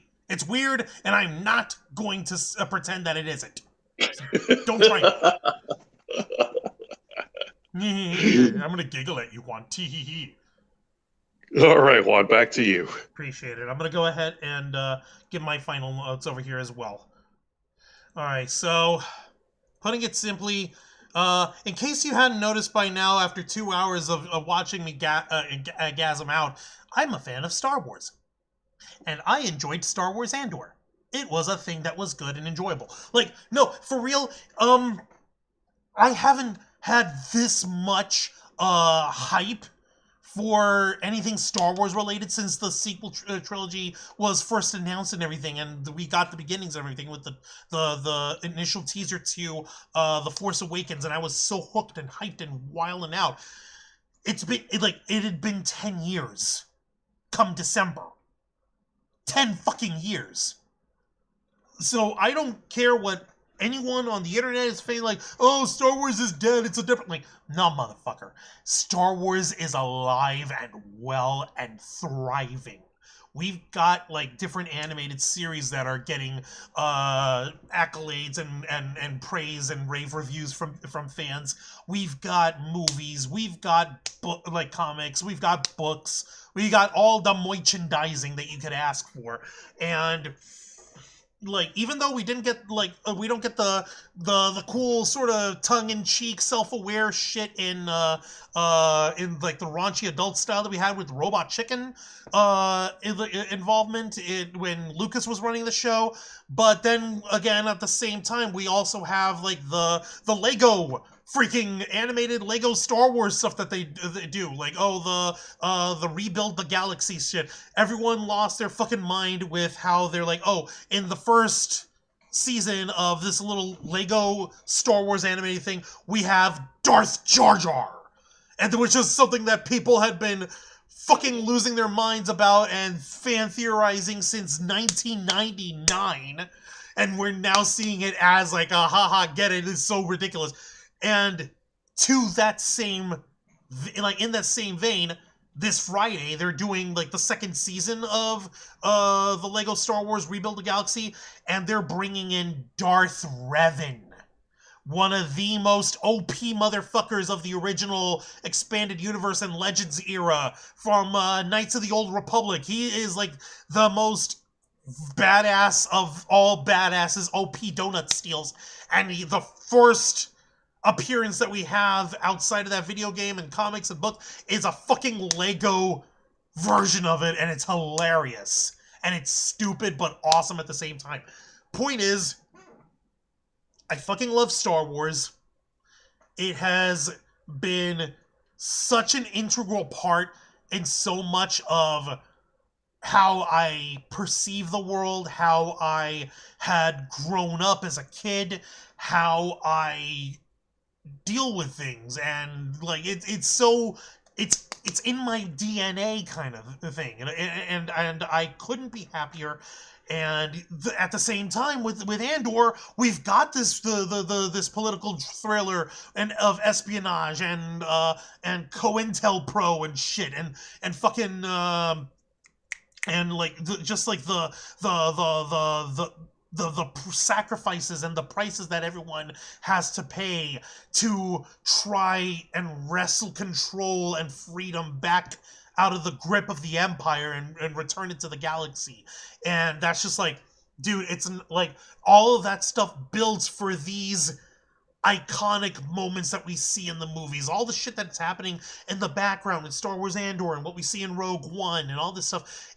all of that is in service of what we see in A New Hope. Because if it wasn't for people like Cassian Andor, if it wasn't for people like Luthen Rael, like Stellan Skarsgård's character, all these different characters who played these tiny little cogs in this grand machine that brought in that weaves into this not machine or whatever, all these different threads interweaving together and becoming this beautiful big tapestry that culminates in Luke Skywalker down the Death Star trench, hitting the proton torpedoes, using the Force and believing, and fucking nailing the Death Star and kickstarting like the great epic era fantasy tale of our time. You know, like, you can talk about the commercialism and the fucking Disney of it all, and we can have those discussions until we're blue in the face or frozen in carbonite. I don't give a damn. We can have those discussions and have it in earnest. But one thing will never change. I will never not love Star Wars. For as long as I live, I will never not love Star Wars. And this is just a little side of me that I love sharing with everyone, and I'm so glad that I was able to share it with everyone in the Ravens flock, everyone who was watching with us tonight. And yeah, we've got some important shit that was brought up in there, but you know, it serves its purpose, and I hope that you guys enjoyed that too. And I hope that if you want other like hard-hitting stories that delve into the deeper or the darker side of nerd and geek culture, you better believe we'll cover it right here on this show, the uncensored and uncompromising interview review podcast of the Ravens flock, The Black Files, hosted by yours truly, Juana Rouse. Be sure to request access as we go live every Wednesday night at 10 p.m. Eastern Time, simulcasting on YouTube and Kick. Hit the subscribe and the follow button, ring the notification bell to stay up to date on all of our content, become an inner flocker by hitting the join button, and until next time, continue to follow us on Facebook.com/TheRavensFlock, Twitter.com/RavensFlock13, Instagram.com/TheRavensFlockOnline, Kick.com/TheRavensFlock, and of course, remember to hit the subscribe button, ring that tiny notification bell right here on our flagship platform, YouTube.com/TheRavensFlock, humble home of the Black Files, Los Amigos Play, Wrestle Rewind, and the Ravens Flock. For Jose Casabona, Angel Mendez, Dragon Fan Cosplays, the Honor Rose Cosplay, K-Sword Cosplay, I am Juana Rouse. This has been the Black Files, and may the Force be with you always.